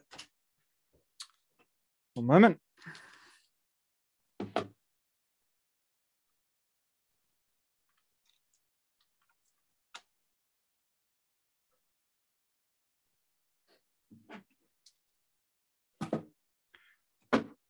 We are back in business. I could use this tool to desaturate the shadows and the highlights in my image to get those pure whites and those pure blacks back. The trouble is, though, this might actually destroy some of the color information in my highlights and in my shadows that I want to retain. I don't just want desaturated shadows and highlights. I just want to avoid putting that blue tone into the shadows. So using the shadow tool in the log wheel to correct it is maybe a little bit better. But why add a problem to the shadows and the highlights of my image and then remove it later? Why don't I just not put that color tone into the shadows and highlights in the first place? So I'll delete that second node. I'll reset this first one. What about instead of using the primary wheels, I just use the log wheels to begin with? If I drag my mid-tone tool down to blue, you can see it's not really having an impact on the image at the moment. But if I manipulate the range tool, so the range tools here, the lower range and the upper range, basically they control the transition from the shadow tool to the mid-tone tool, and the mid-tone tool to the highlight tool. So if I put my range something like 0.1 to 0.9, you can see that that's actually keeping my shadows relatively clean. So let's go back to this shot here, and I'm going to reset this correction. I'm going to equip my log tool, and I'm going to pull it down towards blue, and I'm going to dial in that range like 0.1 up to 0.8. And that's better, isn't it? Look, yeah. Now it's not causing me, you see, I'm not having those issues so much in the eyebrows. Maybe let's back it off to like 0.2. There we go. I'm just putting those cool tones into the mid-tones of the image, not into the shadows. Right, I've still got an issue with his hair. Let's go back to my skin qualifier here. And I think I'm just going to make this qualification. Turn off luminance for a moment.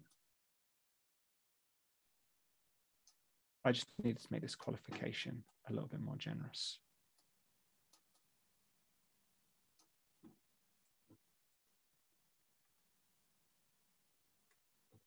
Right, there we go, something like that. Now, I wanted to make a cool look. The problem is that at the moment, this is less of a cool look and it's more of an orange and teal look because his skin was already quite orange to begin with.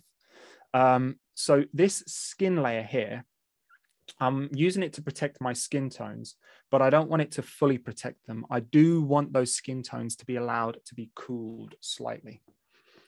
So I am going to jump into my key control here. And this control here, key output gain, is a really useful tool for, like, if you ever make a color grade in a node and your producer or director sits down and says, I like it, but can you meet me halfway? Just come dial this control down here, and it effectively changes the opacity of the node that you're working on. So now I'll show what it's like without this node protecting the skin tones. He looks ill, but it brings back just enough of his skin tones that now he actually looks relatively healthy. And there you go. We've built our cool look. We could go on to make it high contrast, low contrast. We could go on to make it look like film.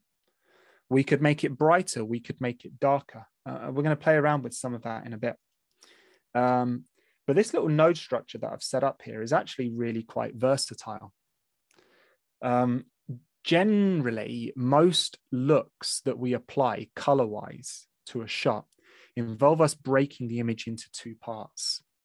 Either tones that we want to protect, and then the rest of the image, or parts of the image that we want to push towards one color, parts of the image that we want to push towards another color.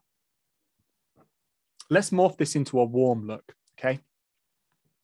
So call it my warm node now. Oh, and actually, do you know what I'm going to do? Just before we do that, let's, well, I've been a silly Billy because I did this in my clip grade rather than in my group post clips. So let me just fix that right now.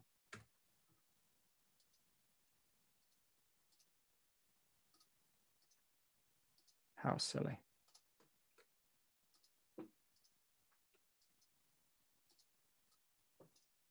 All right. No one saw that. Don't tell Chris. There you go. Look, that look is now built across both shots. Let's change this into a warm look. I'm just going to save a new version of the grade. No, I can't do that, can I? What I'm going to do is I'm just going to keep this cool node and I'm going to disable it. And I'm going to make a warm node here, just so we can switch between the two looks later. So instead of, I'm going to copy that cool node here as a start for this. Instead of pushing it towards blue, I'm just simply going to push it towards orange. You know, and I can fine tune the look. Do I want it slightly greeny? Do I want it yellowy? Do I want it magenta? And I've still got this node here that is protecting my skin tones. I could even disable it because actually skin looks better when we push it warmer than it does when we push it cooler. But if I want to retain more moderate skin tones, there you go, I can leave that node in. And you can use this principle of adding layers to protect colors in the image or to manipulate them differently. You could use that, for example, to protect colors in branded content. If the client cares very deeply about the shade of red, the shade of green, whatever that we're using. There you go. So I can make it warm. Or if I go back to that cool look that we had going, and if I want to go teal and orange, well, teal and orange generally is everything else in the image is pushed towards teal, and skin tones and colors that are orange are preserved and pushed towards orange. So in this instance, I might go grab this skin node, and instead of just using it to protect his skin tones, what about if I go and pump a bunch of orange into it? And I could even further push this blue look into the image.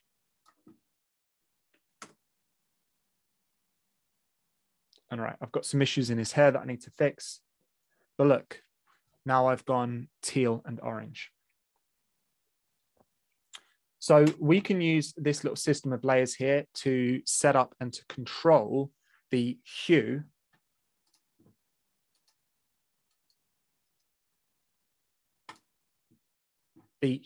part of our image. What colors are in there? What color harmony are we using?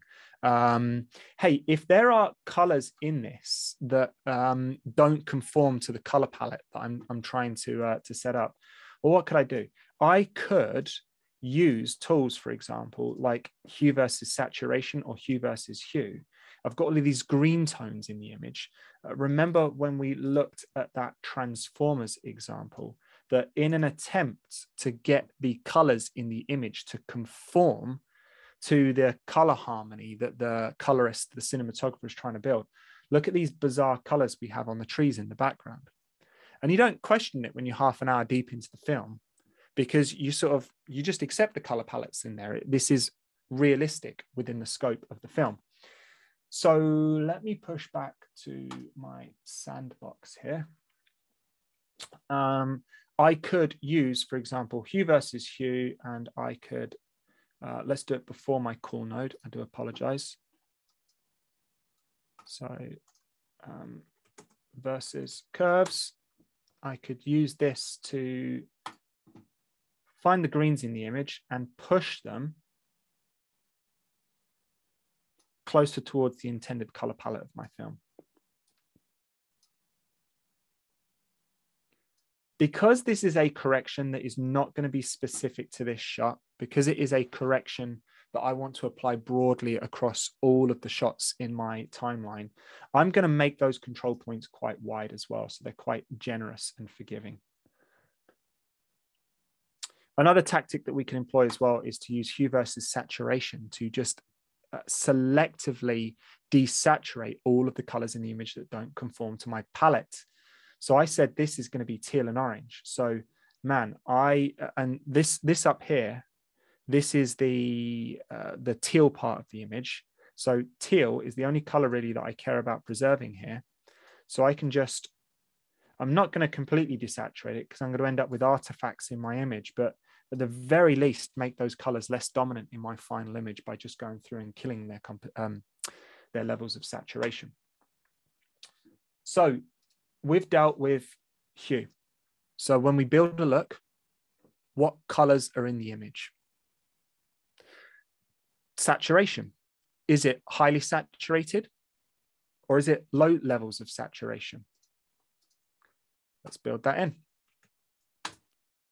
And hey, you don't have to make these corrections in separate nodes like I do. I'm going to work quite deliberately here and build this look in quite a lot of nodes because I want us to see the building blocks here as I'm building them onto it. But this one's going to be easy. Look, is it highly saturated or is it low levels of saturation? Or alternatively as well, if I want more control over the image, I can start to use hue versus saturation to selectively desaturate some colors over others. Right, luminance. Yep, is it bright or is it dark? And that's generally sort of dictated by content more than it is by it's kind of built into the way the scenes are staged and the locations and the excuse that cinematography uses to make things dark or gloomy or bright. But hey, we could do that ourselves as a colorist as well. So I could use my gamma tool to give this a darker tone, or I could make it really blown out and airy. Maybe I'll bring my lift down because I just want to preserve those shadows in there. I'm going to leave that for the time being. Let's talk about contrast. Leon, can I throw a question out there for you, Leon? Of course you can. So as you're doing something like this, and you're doing all these secondary corrections after the image has already been balanced, can you make any recommendations on what you can do to protect the final brightness and contrast to keep it within industry standards and things at the output level? Is there any sort of node that you suggest putting at the very end to kind of rebalance things if things got a little bit pushed too far during the creative look? Absolutely. So for right now, I'm going to focus on creativity and build the look. What happens is sometimes at the end, I come out with an image that might be too bright or too dark or doesn't have, the contrast levels that I want. So like a good example might be that if you're going for a film look, generally film has this really nice soft roll off into the highlights, and film doesn't register as bright as like a digital image does. So if I was grading a digital image, I'd push the image all the way up to 100. But film, you'll notice with these examples that we've got here, all of this stuff shot on film. Let's pick up Marriage Story, because that looks really nice. Can you see how it tops out about here? Oh, this one's quite bright actually. So I take that one back. Let's look. But rarely, you've very rarely got stuff visiting 100 at the top here. But it could be that in building your look, you've ended up with an image that goes all the way from 0 to 100. Well, at the end, after I've done all of my creative looks, I might add a node to trim the image back down to the brightness values that I want, or to the contrast levels that I want. And I'll often do that in a separate node, because it's too complicated for me to work out in the 3, 4, 5 nodes that I've created my look in, which one of those nodes is pushing my highlights too bright or my shadows too dark. Yep, totally. I'll hit it later on at the end. Because if I go back and start playing with these nodes, I might destroy the look that it's took me so long to create. One of the cool things about DaVinci Resolve is that it has a 32-bit float image processing pipeline. What that means is, let's give you an example. If I take an image and I absolutely destroy it in one of my nodes, we know as colorists that pushing stuff below 0 is a big no-no, because we've crushed blacks and we've destroyed information. But in a subsequent node, that information is still there and can be brought back. So I don't have to worry about destroying information in my grade from node to node. The float bit means that the decimal, it has 32 bits to store each color value. Well, the highest bit depth of footage that we would work with would be something like 16 bits, which is quite rare. Typically, we're more about 12 or 10. But 32 bits, that's not just twice as much as 16 bits. That's actually 2 to the power of 8 times more than 6. It's a stupendous amount of dynamic range that you can store in a 32-bit image. But the decimal place floats. So that means that as you get down to 0, it moves the decimal place, and it gives you more decimal places and less of the integers at the front. And the brighter a number gets, which you use less decimal places. And float numbers can also flip. They can go into negative values and positive values. I'm not a technician, but basically you can't destroy the information in your image. So I'm not worried, because later on I can add a node, tweak it, oh no, I want this to be black to white. I want that level of contrast in this image. Or no, I'm sort of going for that filmish look. So actually I want it to have really soft highlights, almost quite milky and nice, not eye-burning highlights. You can do that later. And then you can use all the other tools that you would use in Resolve to make sure that it's broadcast safe, or that it is, you could put a gamut limiter on there if you was going into a particular color space, P3, Rec 709, Rec 2020, whatever it is. Does that answer the question? Yes, thank you very much. Pleasure. Wait, Chris, have you paid to be here? I know I'm wasting everybody's time. Sorry. No, I'm joking. No, and that was probably. I thought it was a good time to bring that one up.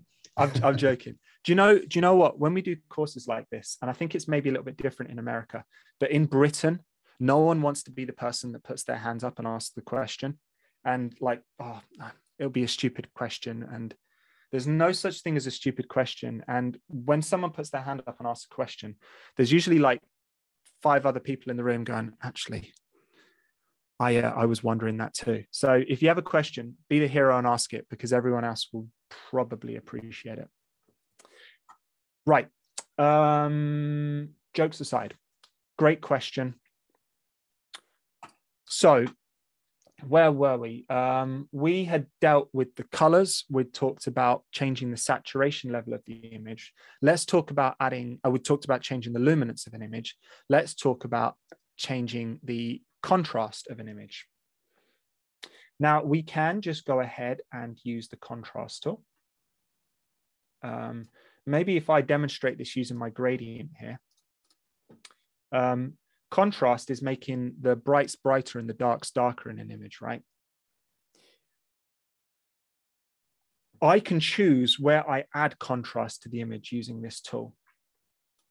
I can use the pivot here to affect whether the contrast is going into the highlights or into the shadows. So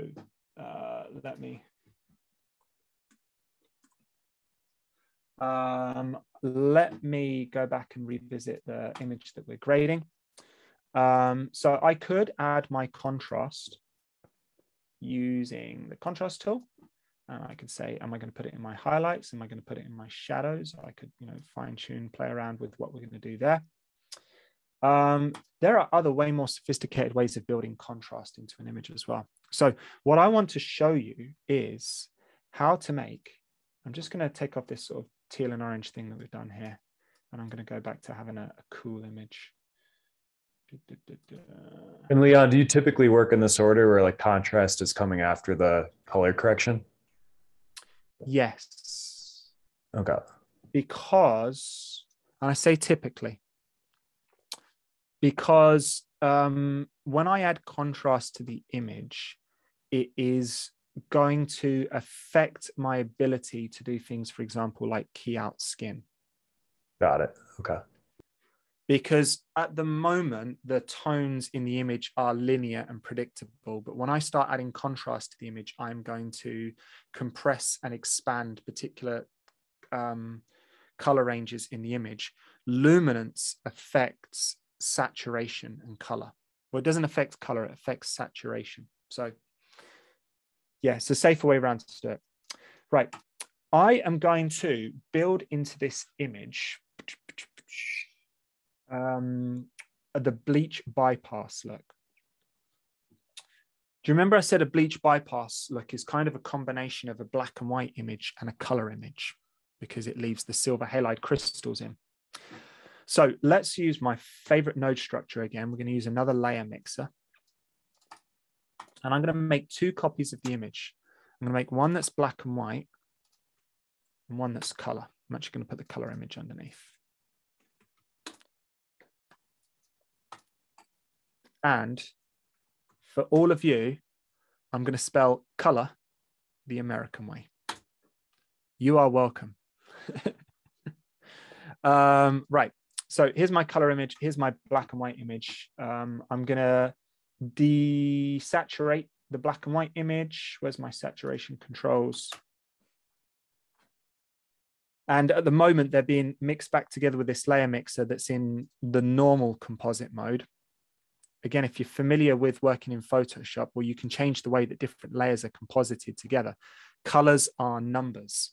So instead of replacing the numbers underneath with the numbers on top, what if we add them? What if we divide them, multiply them? Crazy combinations. I don't understand the math behind all of these modes. Generally, I just know what they look like, and I know which ones. There's a couple that I'll typically use. There you go. I'm going to use overlay. Ooh. This is different than just adjusting contrast, because this is also affecting the saturation throughout the image as well. This is desaturating the shadows and the highlights, which is kind of what a bleach bypass look does.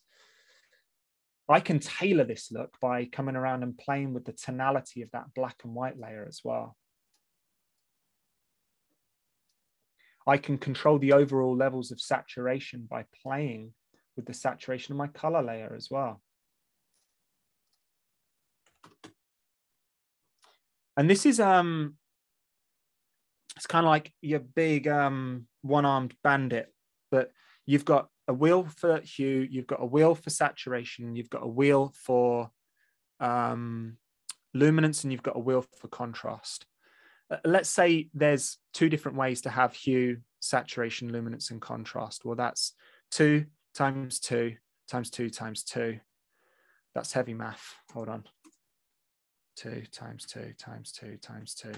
There's 16 different combinations of the lot, 2 to the power of 4.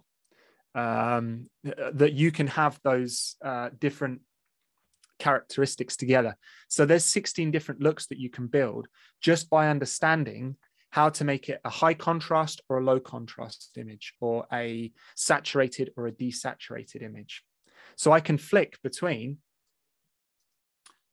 having my low contrast cool image or my high contrast cool image.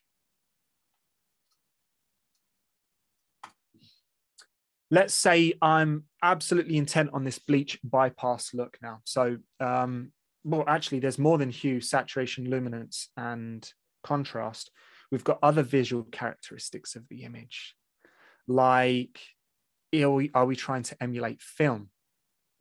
So maybe I'm going to add grain to the image. So here's my grain. I'm going to open up my effects. I could use real film grain and I could overlay it, or I could use a plugin like this. Grain, pop it on. Choose my preset. I'm just going to make this grain really strong so that for sure you can absolutely see it over the connection. There we go. Let no one say there isn't film grain on this shot.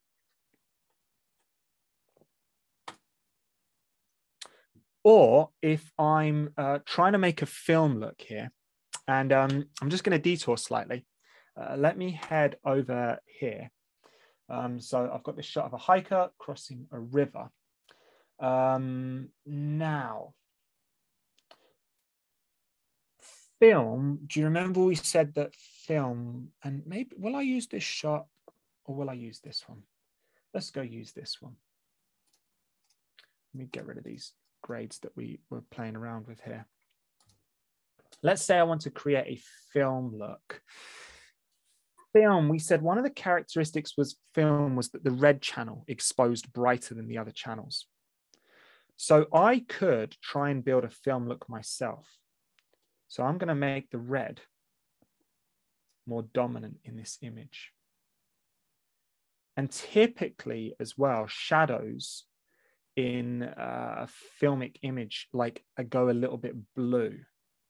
So I can add some blue into the shadows of my image. So I can start to build a film look that way. I can do it manually. Hey, I'm not a glutton for punishment though, because if I really want to make something look like film, it's beyond my ability to perfectly replicate the look of film using custom curves. Why don't I use a film emulation LUT? So companies will photograph a test chart on film, and then they'll scan it on a computer and they'll analyze how it's shifted the colors. And then they'll produce something like a LUT that produces that look for us. So I've got a little collection of film LUTs by a company called Impulse. Here we go.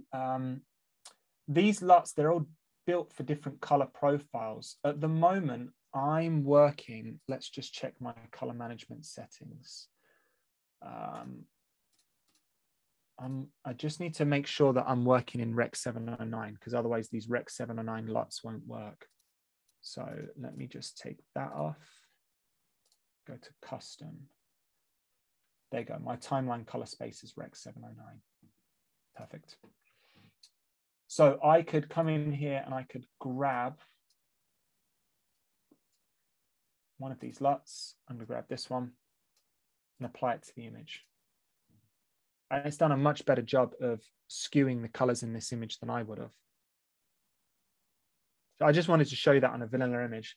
Let's go back to this, because I could decide that this cool look that I've created, I want to combine it with a film look as well.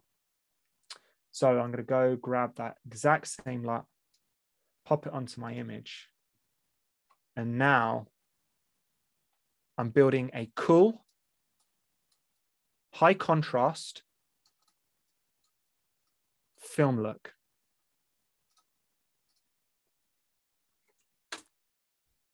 So let's add some of those other film characteristics that this LUT isn't adding. I'm going to add film halation. So this is where the highlights on film, highlights tend to blow out, and they tend to have red fringing around. And it's to do with the fact that when you use film stock, the layers of emulsion, the red layer is the last one. It's the one that's furthest back and on the piece of film. So it's the last one that gets exposed. And generally behind the film is a metal plate that pushes it flat on the gate. That metal plate is reflective because it's just chromed metal. So light that comes into the lens, goes through the film, hits that chrome plate, and a tiny little bit of it will bounce back. And the first layer of film it will hit is the red layer. And usually the light doesn't get any further back through the film than just the red layer. So that's why you get halation and you get red highlights on the bright parts of an image. But we've got an effect here for replicating that. So you can see it's just made the highlights of the image a little bit redder. We'll look at it on some high contrast images later, and you can really see the difference it makes. So halation. There we go. There's my look that I've built. It works on both images in my sequence. God, that's some nice strong grain. And I exercised control over the entire process of making this look. I understood the building blocks. I expressed this look that I was building, not in abstract terms, but I talked about the colors that I wanted in the image. I talked about the saturation levels, the luminance levels, the contrast levels. And I built the look to spec there. Chris, is this a good point for a 10-minute break? Yep, I think it's a great time for it. So then, yeah, back in 10 minutes. And then I've got more examples that I can show you, but I'd love to come back after the 10 minutes and start tackling any questions that anyone has. Sounds good to me.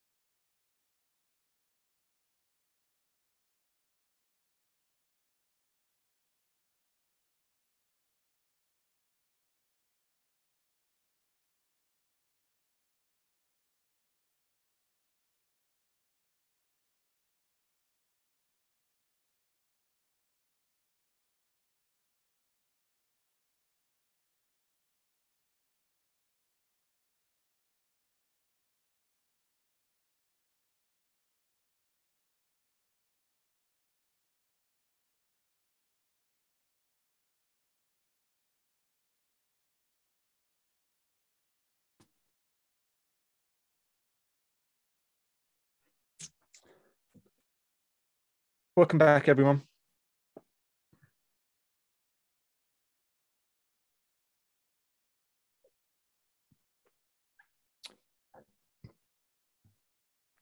Is everyone back? Leon, what's a good way we can use to kind of indicate that? The hand raise feature or the thumbs up or? Yeah, or shout out, scream, put your hand up, type something in the chat. We got Tim back. Well, Back Tim here. Champion, just to clarify. We got Nate.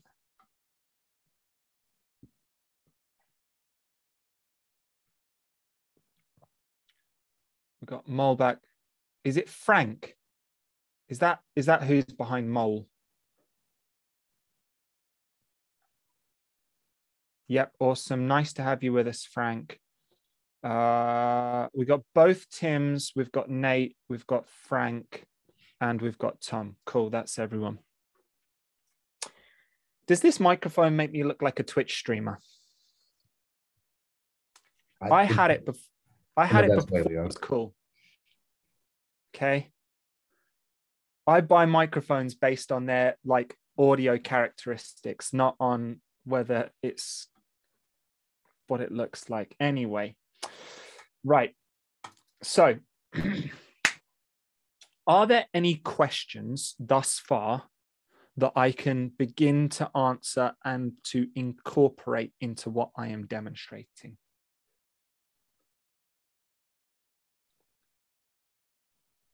I guess I have one question. Please, Tim. When you selected the skin tones, Yes. for like a very specific correction, how do you figure whether you're going to do like a power window or a qualifier like you did that's more, I don't have the terms to describe it. I think you know what I'm trying to say. No, exactly. That's a great question. So generally, if I'm going to manipulate skin tones in an image, I'm not going to do it with a power window because let's just pick an example here. And I think immediately you're going to see the folly of my my course of action here. But right, so I want to pick out his skin tones. Let's say I build a mask that gives me just his face. Now, I've got like a whole bunch of problems here. First of all, I'm never going to be able to get this mask pixel perfect. And then even bigger problem than that is as soon as this video starts playing, that mask is garbage. It's absolutely worthless. So whenever I am selecting skin tones in an image to work on, my preference is always going to be to use a qualifier or some sort of a tool that selects, manipulates the colors in his skin based on their hue. And there's a couple of tools I can use to do that. I can use my curves, I can use my color warper, and of course I can build a qualification.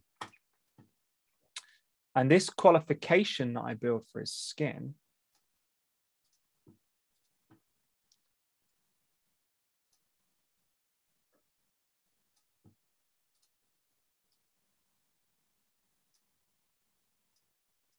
is going to move with him in the image. Now, here's a good example, right? Let's ignore the noise for the time being, just because, hey, this is a quick demonstration. But look, I've got this pay station sign in the background and I've got some lights in the ceiling, but they never really get close to him. Well, now I can use a power window in combination with that qualifier. And this, sure, look, I can go ahead and I can track it to him. If you were working in VFX, you might call this a garbage matte. So it's a matte or a mask that is designed to cut out the trash parts of the image, but it's never meant to be detailed enough to actually specifically cut out what you're working on. That answered perfectly. Thank you. Oh, good. My pleasure. This isn't entirely relevant, though, to what we're doing with looks, because in a look, I'm not really going to end up using power windows in a look that's meant to apply across several clips, because dimensionally, those parts of the image are going to, it's going to be in a different place in every single one of those shots that I'm dealing with. The only time I might use a power window when I'm creating a look, let's go back to this look that we're building up here, is if I'm going to add like a vignette or something to the image. So here we go. Let's pop on a power window. Doop-de-doop-de-doop. I'm going to invert it, and I'm going to push the gamma down to put a vignette on this image.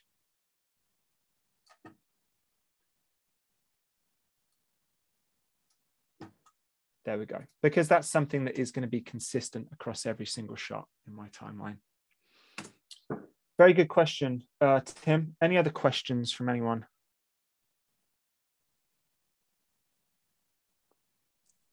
I had one I put in the chat based on please, that. Nate, go on. Can you read it out for us? Yes, absolutely. Would using a moving mask provide similar results or potentially impact the finished look? And I primarily asked just based on seeing that DaVinci Resolve advanced color training that they put out, and they even used the same clip for that result, although theirs was luminance, not necessarily adjusting the skin tone. So,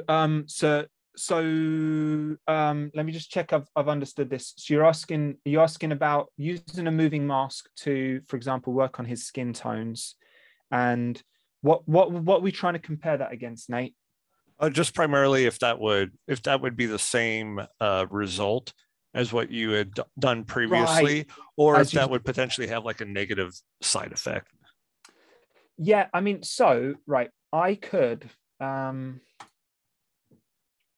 let's build a moving mask onto this guy here. Where's my power window controls? There we go. So are you talking about building a moving mask, say, for example, using a shape like this circle mask, Nate? His face or torso, however that preset is. Right. So I could track this on and cannot perform. Oh, it can't do that in group post clip. Whoops. Right, let's come back. So here we go. Let's build a mask onto him. Doop-de-doop-de-day. And let's track this in. And it goes a little bit skewy here when he looks off to the side. Let me just take off perspective and track it again.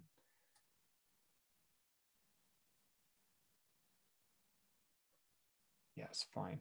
I'd clean up that mask where it goes bananas right at the end, but there you go. That's given us his face. This is the limitation of using the mask like this, is that if I want to do something like change the luminance value of his skin, can you see how the color correction that I'm making is haloing? Yes. Because, all right, then I could make this gradient.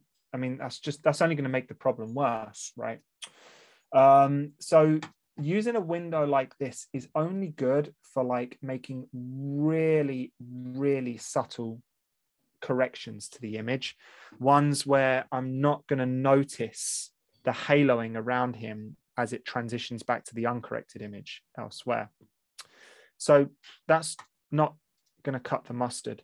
DaVinci now has really insanely clever automatic masking features like the magic mask that it uses neural learning to cut people out of the scene that they're in. But I've still got the same problem with this mask. Do you see how it's not perfect? Even if I go into better mode as well, the fidelity of the mask is going to improve slightly. But actually, look, it's missing parts of his face here as well. So I could blur this. But I'm still going to have the same problem if I make these corrections, that I'm going to see haloing on the mask. And then also as well, hey, the mask worked really well in this instance, but it doesn't always work that well, or sometimes it might flash in and out. So this is no good. If I'm going to be making corrections to skin tone, the only viable way that I can do that is to use tools like Qualifier, Color Warper, or my custom curves. I can use my power windows, I can track them in, but I'm just doing that to garbage map. I can also use my magic mask feature, but I would still only be using that as a garbage map to stop the color corrections that I'm putting into his face from affecting any other similar tones in the image. Does that answer your question, Nate? And if there's any follow-up questions, please. That was wonderful. Thank you for the clarification. My pleasure. Hey, Leon? Oh, please. Yes, sorry, I just have a quick follow-up question. No apologies needed. Go for it. So, and would that process still work? The one that you just summarized just now, would that still work when you have multiple actors, say with different skin tones, different races in the same shot, like radically different skin tones? Like, would you have to partition it then for each one, I would imagine, or like treat them separately as separate parts of the image? Very good question. So Magic Mask would help you to pick out different actors in the same shot. Issues with skin tone in images that we color grade, where do they come from? It could be an imperfection of the camera's color science. It could be bad lighting on set. It could be a color cast bouncing off of an object that's in the scene that is then changing their skin. I would say chances are in a given shot that most of the actors would be under the same or consistent lighting. So if there's a problem being introduced by the lights, all of the actors would have the same skin issue. If there was a problem being introduced by the color of the walls in the room, that all of the actors would have the same color issue. Here's a fun question. I'd love to hear everyone's answers to this. So we know on our vector scope that we have a skin tone indicator. Here's my question. Wow. Woo, can you see that? My screen's gone orange. Here's my question. This skin tone line indicator here, what kind of ethnicity, what kind of skin is this indicator built for?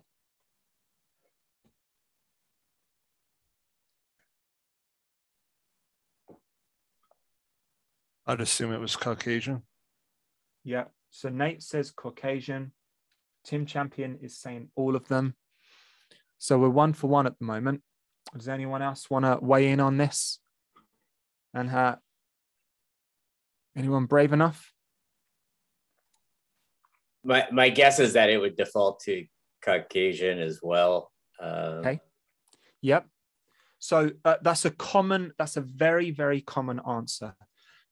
Here's my question for you. Where does skin get its color from?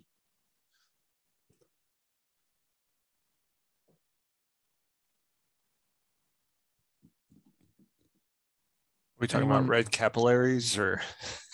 Ooh, yeah. Nate, you're definitely moving in the right direction. So R9 if we're going to a particular color format. Say that again, Nate. Like R9 if we were looking at a particular color value. Right. So if anyone has ever seen someone faint, what color do people go when they faint?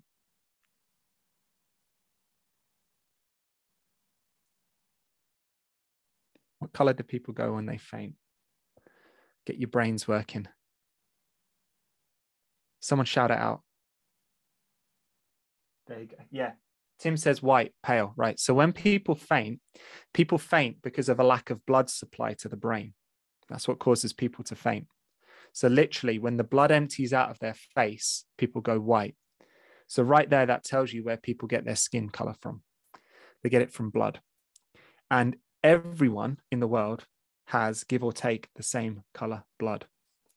So while a little bit of our skin color does come from pigmentation that we have in our skin, the vast majority of it comes from the color of blood, which most people have the same color blood. And that's why this skin tone line indicator here is actually good for whether you're dealing with someone who's Caucasian, European, American, South American, Asian, African, the whole gamut. You'll find that you can, get an African person to look correct on that skin tone line indicator, and you can get someone from Sweden to look the same on that skin tone indicator. Now, there is some variance. Some people do veer towards yellow and some people do veer towards red.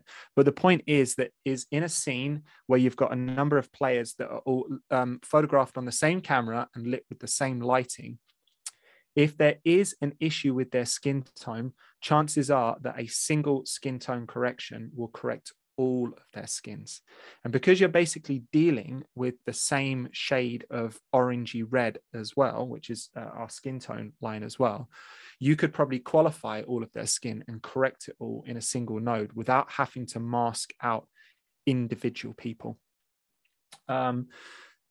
Does that answer that question? That, yeah, sure, you can break it down and you can correct each person's skin individually, but there's probably not going to be a need to do that.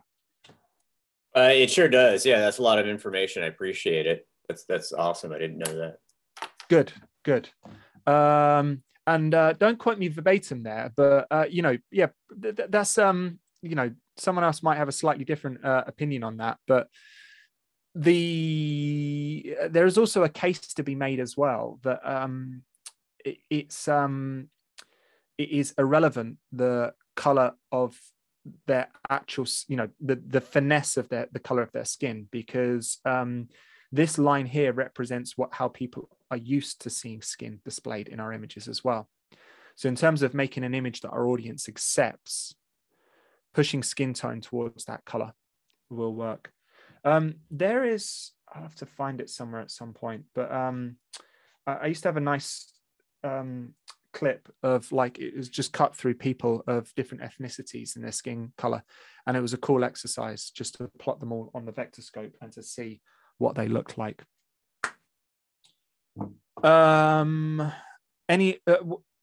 Next question, please.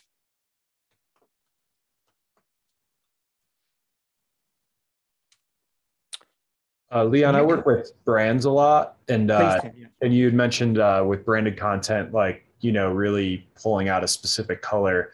I think I'm curious what happens if the set wasn't controlled. So your colors are either competing with the production design or working against you in terms of selecting a certain color or making color pop. Let's have a look at these clips here, because we've got some nice. So Tim is working for, who manufactures this fire extinguisher? This is Tim's client, okay, Total. And they're very specific about the color of their fire extinguisher. So I'm going to work in group post clip here. On the way to answering Tim's question, let's just look at a fun look very quickly, or not a fun look actually, because it's synonymous with a pretty grim film. Let's look at the girl in the red coat look. This is dead easy. What I'm going to do is I'm going to black and white this node up here.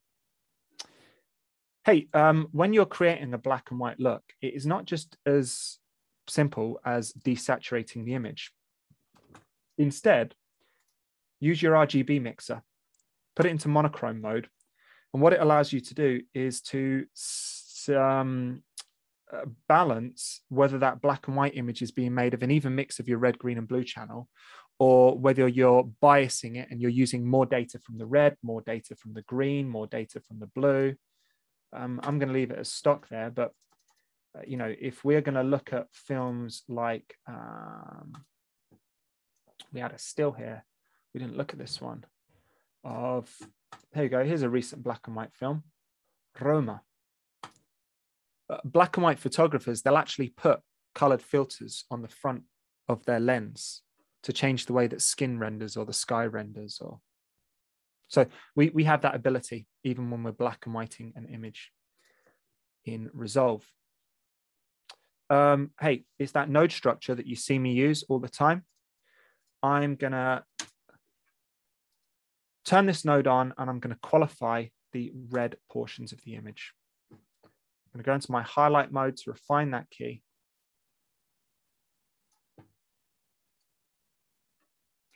Fine tune it. I'll usually use a saturation qualifier as well. It just stops this, it gets this out of the noisy parts of the image, because generally the red that's in the noise is super low saturation. I need to do that as well. There you go. Just the red portions of the image. Now, if I turn that off,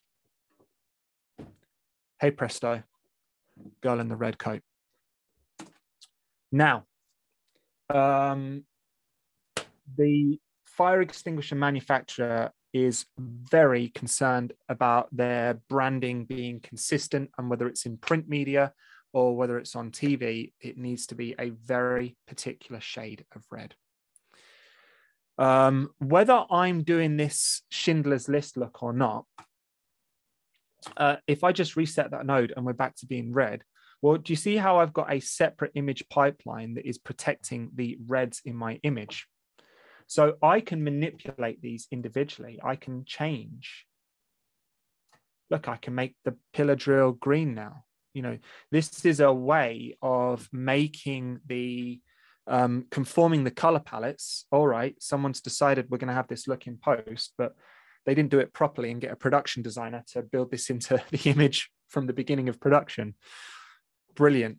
But hey, look, I can still control the color palette that's in the image. But realistically, I'm not looking to change this from green to red. I am just looking to refine the shade of red that it is. Well, I can examine this in my scopes. I can go onto the internet and I can find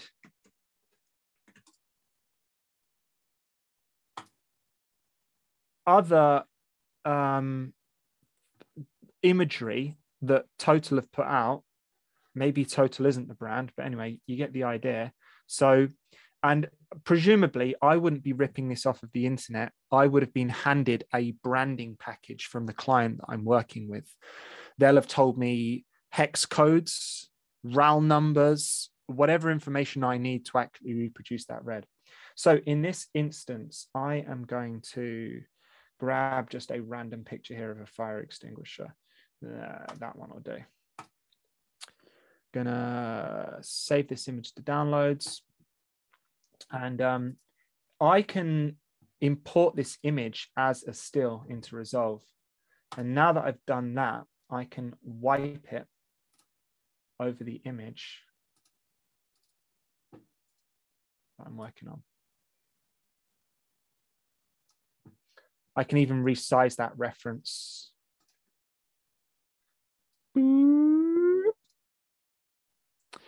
And I can see this on my scope. I can put it side by side with the red that I'm working on.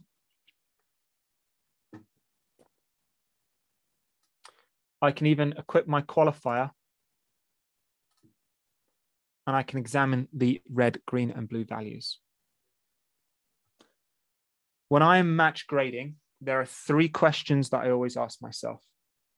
Number 1, is this the same hue? Number 2, is this the same saturation? Number 3, is this the same luminance? And using the tools that I have at my disposal, whether it's in the color wheels or whether it is using my curves over here, I can start to address that. I love using the curves to do this. So I can manipulate the hue. I can manipulate the saturation.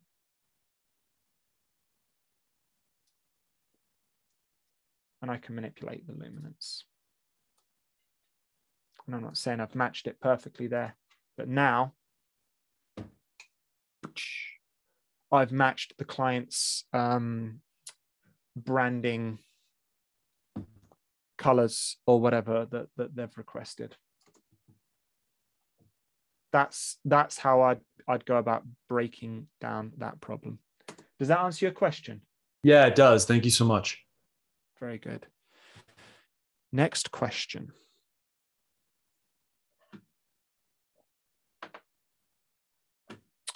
So as soon as you think of a question, please just shout out and interrupt. Otherwise, if there's silence, I will just fill it with talking. So that's awesome. We've got to do cool looks, warm looks. We've got to do bleach bypass. We've got to do film emulations. Let's look very briefly. I think maybe two more. Let's look at teal and orange. I just want to do an example on this clip here. Teal and orange, it's very tricky to push teal and orange into an image that hasn't been designed for it. But you remember I was saying about you'll watch tutorials online and they've got the perfect example for it. I'm kind of doing that here because look at this. He's in a garage. This scene is two colors. It's orange and everything else. So a shot like this is actually going to be relatively easy for me to make teal and orange. I'm going to use that node structure that I love using again. And I'm breaking the image up into orange and teal. And I'm going to do that using a qualifier. So if I start building my qualification, and you know what though, because like the background in the image, I actually want that to be teal. So maybe I can, oh yeah, there it is.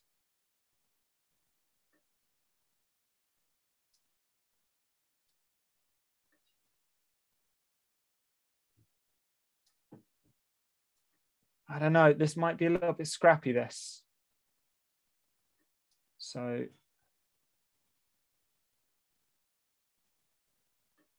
here's the aforementioned imperfect examples. I'm gonna, blurring covers a multitude of sins when it comes to keying. We'll see if this works. So now I've got protected. Actually, do you know what? This shot, I'm just going to go back to clip mode. I just want to make it a little bit darker. I'm just going to balance it a little bit. There we go. That's clearly what the shot is meant to look like. So let's just check my orange key still works. And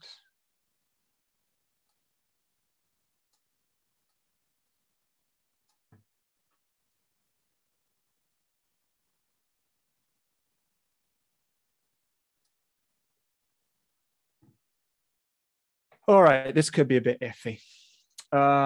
Let's pump some blue into the background.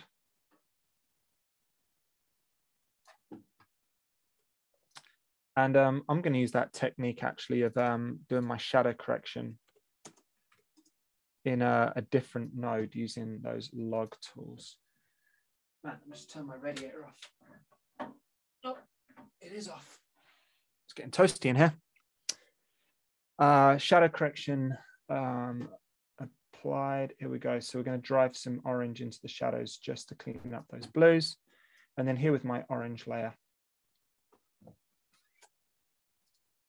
we're going to reinforce that orange.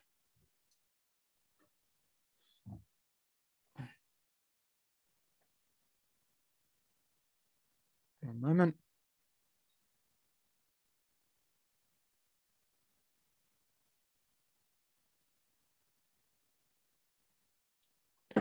Message sent. Yeah, there we go. We're starting to get there. I'm a little worried that when I play this back that I'm going to have a dancing key. No, I don't. That's not horrible.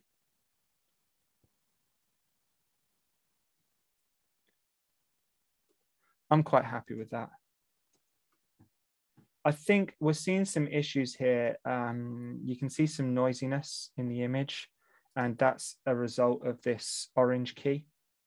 I think in this instance, what I would do is I wouldn't change the look, but I would balance this shot.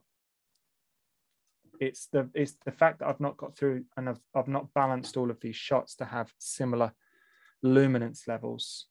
So I could probably clear that problem with most of that. But hey, suffice to say, you can see it's tricky sometimes getting a look to apply consistently. And then imagine each of these shots having a different color palette within it.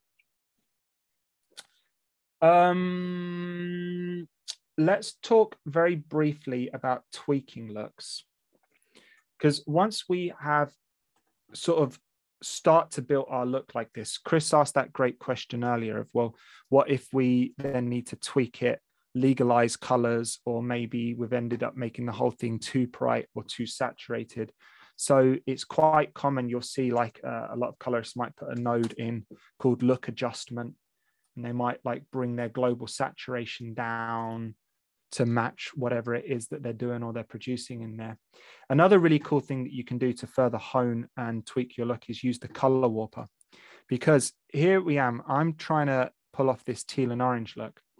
And if I just run back and I look at my reference that I got handed, and my producer said, this is the look I want. Well, if I look in here, actually, technically Transformers isn't teal and orange. It's more like yellow and aqua. See that color scheme that's going on in there? So let's run back to this shot here that I'm trying to teal and orange. Oh, sorry. Well, I'm trying to make it look like Transformers. Now I could come back into this node here, and instead of pulling it towards teal, pull it more down towards aqua, and the same with my orange node. But I don't want to fuss with that because I've created that and it took me a while to get that look nailed. I'm going to come use my color warper. Color warper is this incredibly intuitive tool that allows you to bend and manipulate the shape you see in your vector scope. So I'm going to take my oranges, I'm going to pull them around towards yellow, and I'm going to take my blues and I'm going to pull them down towards aqua. Very easily, I can start to build this look, make it even more specific. And hey, look, I've had that thing where I've mashed up my skin tones again. Pop a layer node in. You can do this as many times as you want. Build a qualifier for those skin tones to protect them, to make sure that they don't get mashed up by this node. In fact, building looks, we started out at the beginning saying that it is as simple as monkey see, monkey do. Keep on coming back, looking at your still. You can wipe it over what you're producing on. Look at your vector scope, look at your waveform and see if you have produced that shape in there yet, because that will help you to hone that look and to nail it. I got one last example, which will really drive that point home. Something that people sometimes do is they create a day for night look. Maybe it's a technical grade, maybe it's a creative look. But just as just one last little example for us to do, and then we can finish off with any questions that are remaining. On this shot here, I am going to do a day for night look, and we are going to use it as an opportunity to see how valuable it is to use reference imagery. So I want to make this shot look like it was shot at night. What does skies look like at night? Let's get a reference image. Nighttime sky. They look blue. Let's use our vocabulary that we picked up earlier. Remember, we're going to try and talk about these things: hue, saturation, luminance, and contrast. So they tend to be blue. They tend to be very saturated. They don't have a great deal of contrast. They do have a slight gradient though. Luminosity will generally drop off the higher in the sky that you go. So look, you get a nice glow on the horizon and it gets darker as you go up.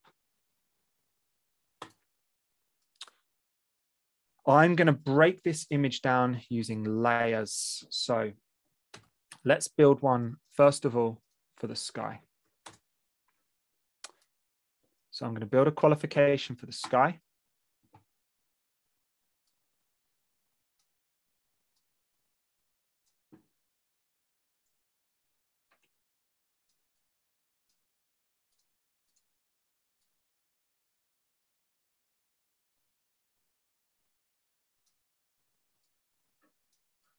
You know, if I really worked at this as well, I could exclude the mountains. I'm just going to be lazy and include the mountains in the sky at the moment. But you can see, look, I can definitely separate them.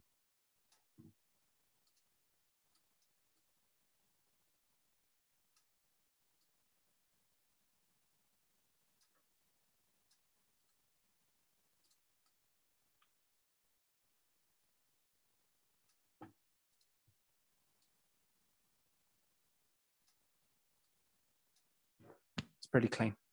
All right, so now I've got the sky. Let's bring in one of those reference images.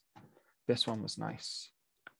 Save image to downloads. And I'm going to add that into my gallery. Boom. There it is. I know the quality is a little bit suspect. Reference sizing.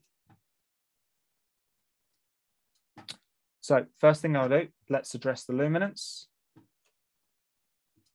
Oh. What did I do with my key? Oh, I think I made my key and I accidentally clicked with the eyedropper and I destroyed my key. Do forgive me. All right, let's do that again. See, you can relive this mistake when you watch this again later.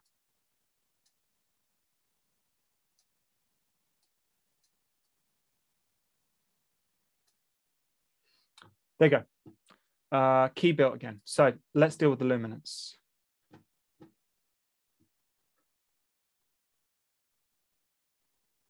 Oh, this is nice because naturally there's already a gradient in the sky. We just couldn't see it because it was so dark. I mean, there's really not much else I need to do with that. I don't think it needs more saturation. Maybe I might give it a punch, a teeny bit.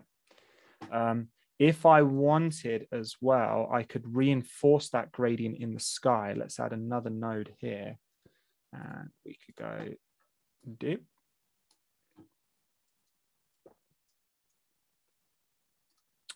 And I could just reinforce that gradient that's in the sky. There we go. All right, I've done the sky. I need to do the foreground. Maybe I should have started with the foreground, huh? But this is everything else but the sky. So we'll call this the background of the image. I can just bring the gamma down on this. Oh.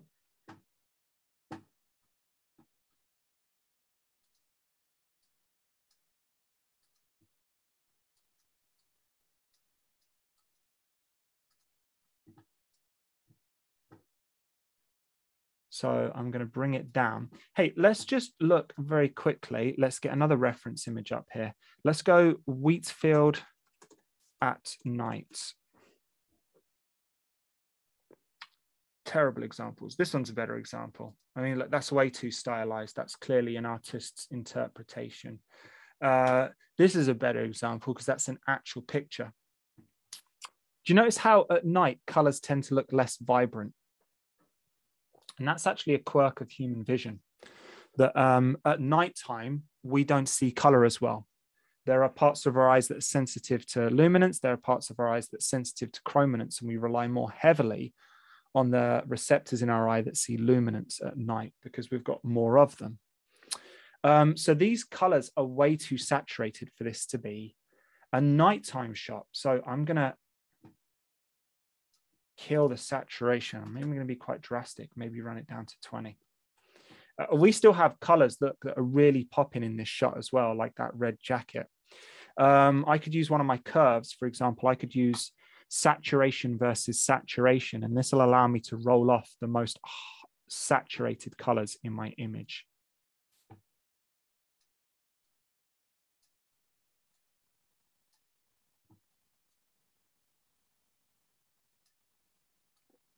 There you go. So that's tackled that red top there. And then finally, now I've fixed up the sky. Maybe, do you know what?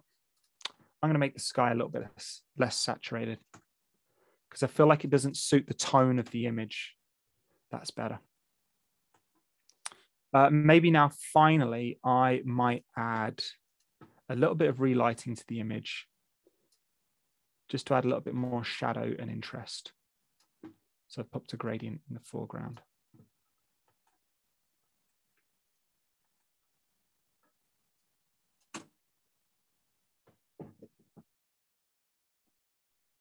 So is that a look that we've created, or is this something a little bit more practical that we've done with the grade? I feel like it straddles both of them. So to summarize, the main points that I would go back to, let me run back to our presentation here. When it comes to creating looks, where's my slide? Please remember the different components that make a look and be conscious of how many of those you're in control of and how many of those that you are not in control of. You are not a magician. You might be able to do amazing things with an image, but it's better that it's not a given, that it's a bonus that you can make those changes rather than building false expectations with people. Remember those different characteristics of an image that we looked at and learn to describe the looks that you want to create in terms of hue, saturation, luminance, and contrast. Do your best to employ these tools in service of the story rather than just an exercise in vanity and showmanship. And remember the general workflow that we go through. So we're typically going to technically work on an image, and then we'll start doing the creative stuff, manipulating build a look that works for every shot in your sequence or in your scene, rather than trying to tailor it to each specific mode. Remember the toolbox of hammers. There's different ways to accomplish different tasks. And I think that is about all I have to say on the subject. Let's tackle some more questions, if there are more questions.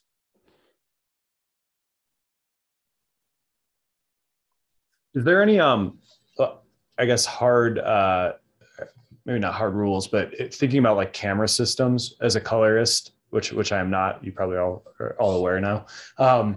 Thinking like, oh, I want to do something that's very red heavy, leans into the reds. Would you ever think about it in the reverse direction of like, oh, well, Ari's sensor picks up reds great, and that should be a choice, or something like that? That's probably not even accurate, but.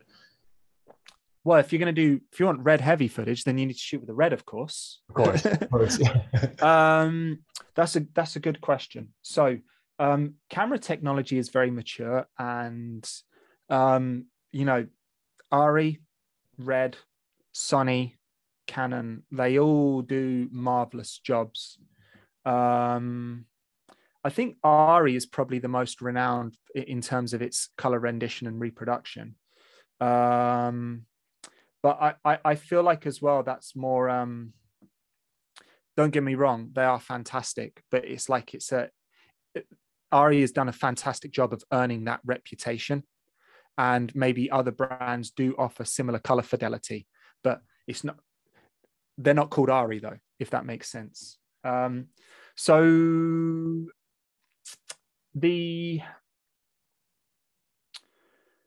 there's so many factors that influence your ability to faithfully record colors from a scene.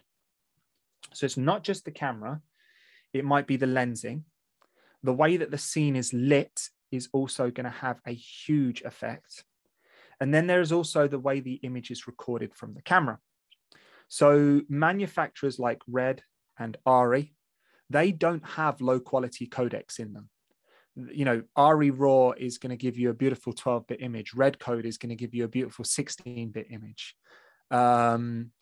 There's a difference, a huge difference between recording in 12-bit and recording in 10-bit, and then recording in 8-bit. Absolutely huge difference. So, you know, you could use a Canon camera and you could record in 10-bit. Heck, you could record in 12-bit from it.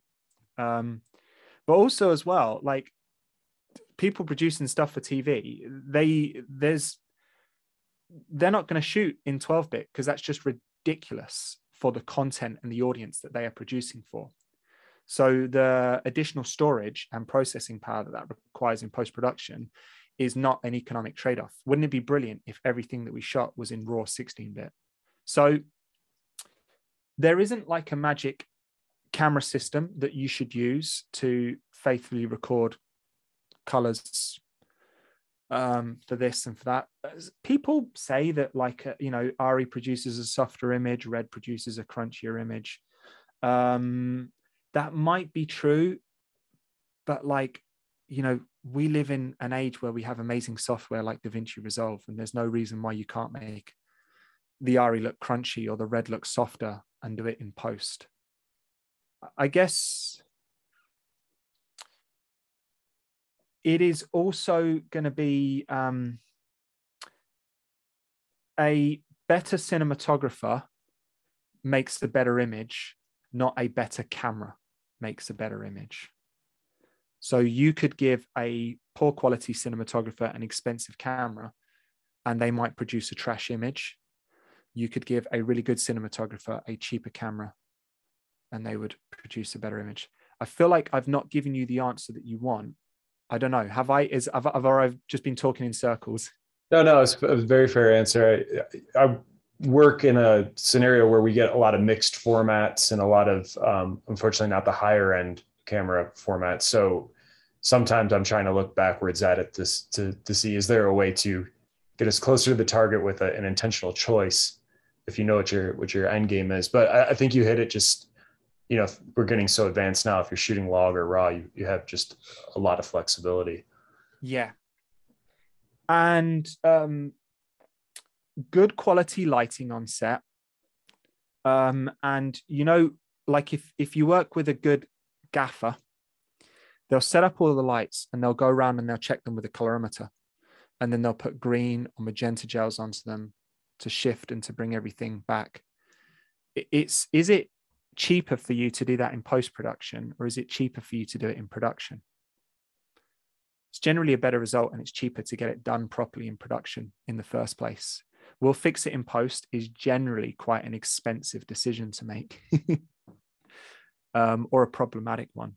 But yeah, even if something else you can do as well is you can have your production team shoot color charts as well, because that'll help you to objectively work out what deficiencies that camera image has and correct it systematically rather than just trying to eyeball it. So those are some things that can help as well. Great. Thanks, Leo. You know, it feels like we could do like a whole lot of 3 hours on just that topic alone and how to preserve that, you know, how to get the best quality image into production, into post-production as possible, and also arguably to do it without spending more money, just about actually instituting good practice at all the steps in the pipeline. Next question.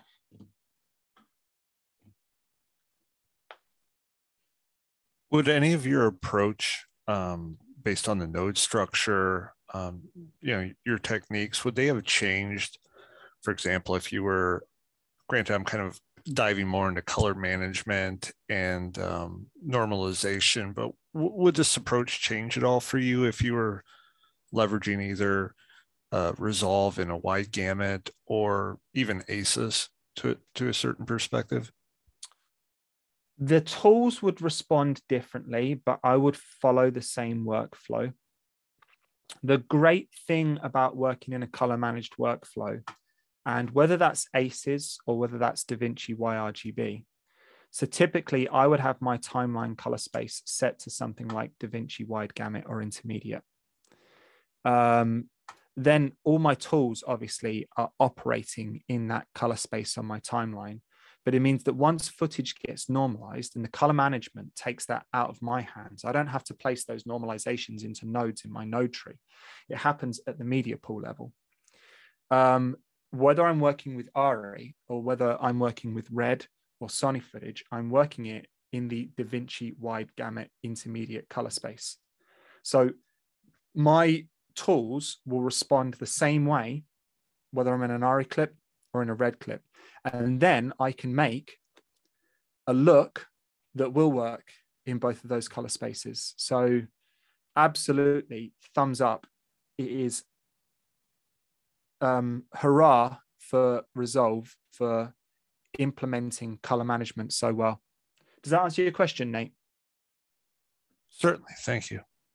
My pleasure. Any other questions for myself or for Chris? I have something that might be a bit of a follow-up to Tim's question from earlier, but Please.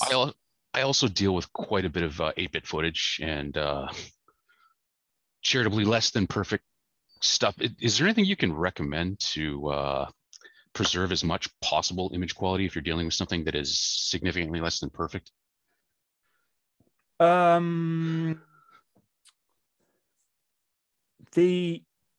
So here's a good bit of advice is always work to the strengths of your image. Never try and fight against the weaknesses of the image.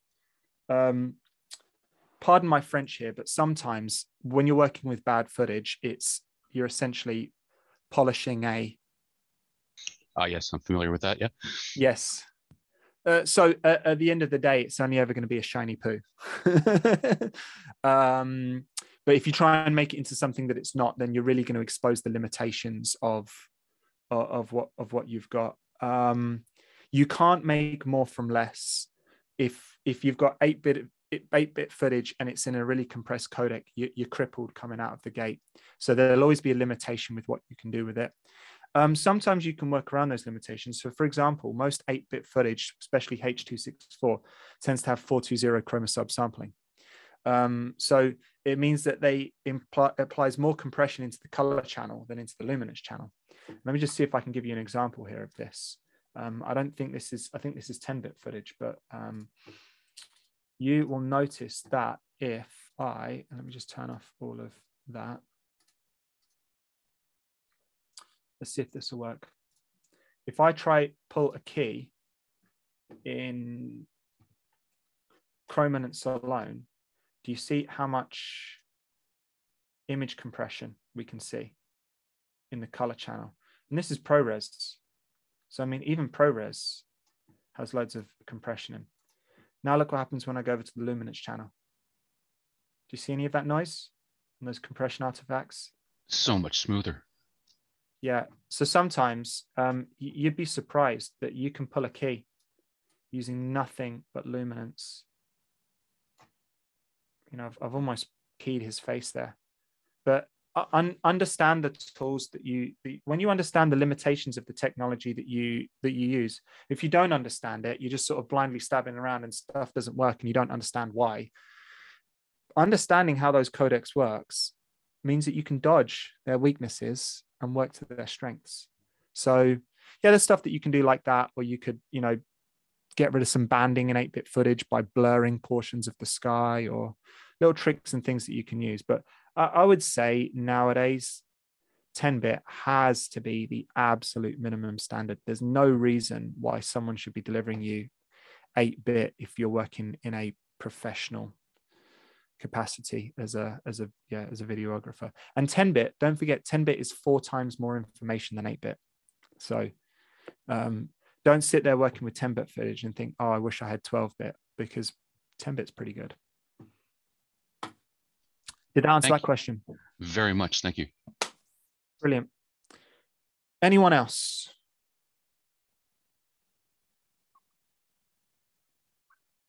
Then welcome back to the stage, Chris. Thank you, Leon. Well, that was awesome. And thanks for taking the extra time to go into the different tangents and stuff like that that came up. I think that added a lot of additional information that we didn't even plan for. So that's excellent. Thank you everybody for joining us today in the first FEP Live that we've had. It's a little bit of a learning experience for us to decide what works best for everybody. I feel like we're on the right track with everything. If there's certain dates and times, or not dates, but days of the week, times and stuff like that we start realizing are better or more convenient for people, I think, Leon, we're probably all pretty flexible on when we can hold these on a more regular basis. Maybe Sundays aren't great, I don't know. So feel free to email me personally if you want, or speak up now, but email is always great, and then we can have a record, we can keep track. Chris@filmeditingpro.com, and we're going to take everything that you loved, everything that you hated, suggestions on logistics and stuff like that moving forward, and we'll try to make this into kind of the best ongoing series that we can do. We have lots of ideas for other topics, so anything that you guys want to suggest topic wise too, we're very open to. We recorded this whole thing. We're still recording, so that's great. I think it takes a little bit to encode afterwards. And then there is a 28-day expiration. So what we're going to do, we'll download that. We'll get that into everybody's training area. It'll just be listed as a course for you guys. We'll name it according to what the FEP Live was named. And then you'll be able to just watch that whenever. If you don't already have a training area with something that you've already signed up with for us for another course, we'll just create one for you. And then we'll mail you or email you the username and password, so you'll be able to get in. But yeah, I think that's it then. Thank you again, Leon. Thank you everybody else for joining us. Thanks, guys. Thanks, everyone. Yeah, thanks. That was amazing. Really appreciate it. Thank you, Tom. Hey, I forgot my joke. I always say at the end, if you enjoyed it, my name's Leon. If you didn't, it's Chris. Thanks, Leon. Yes. That one fell flat. No, I think everyone's laughing, Chris. They're just see, they were just muted. That was all. That was the only problem. Yeah, it played well. It was nice to be with you. All right. Thanks again, everybody. Thanks, Leon. Thanks, guys. Take care.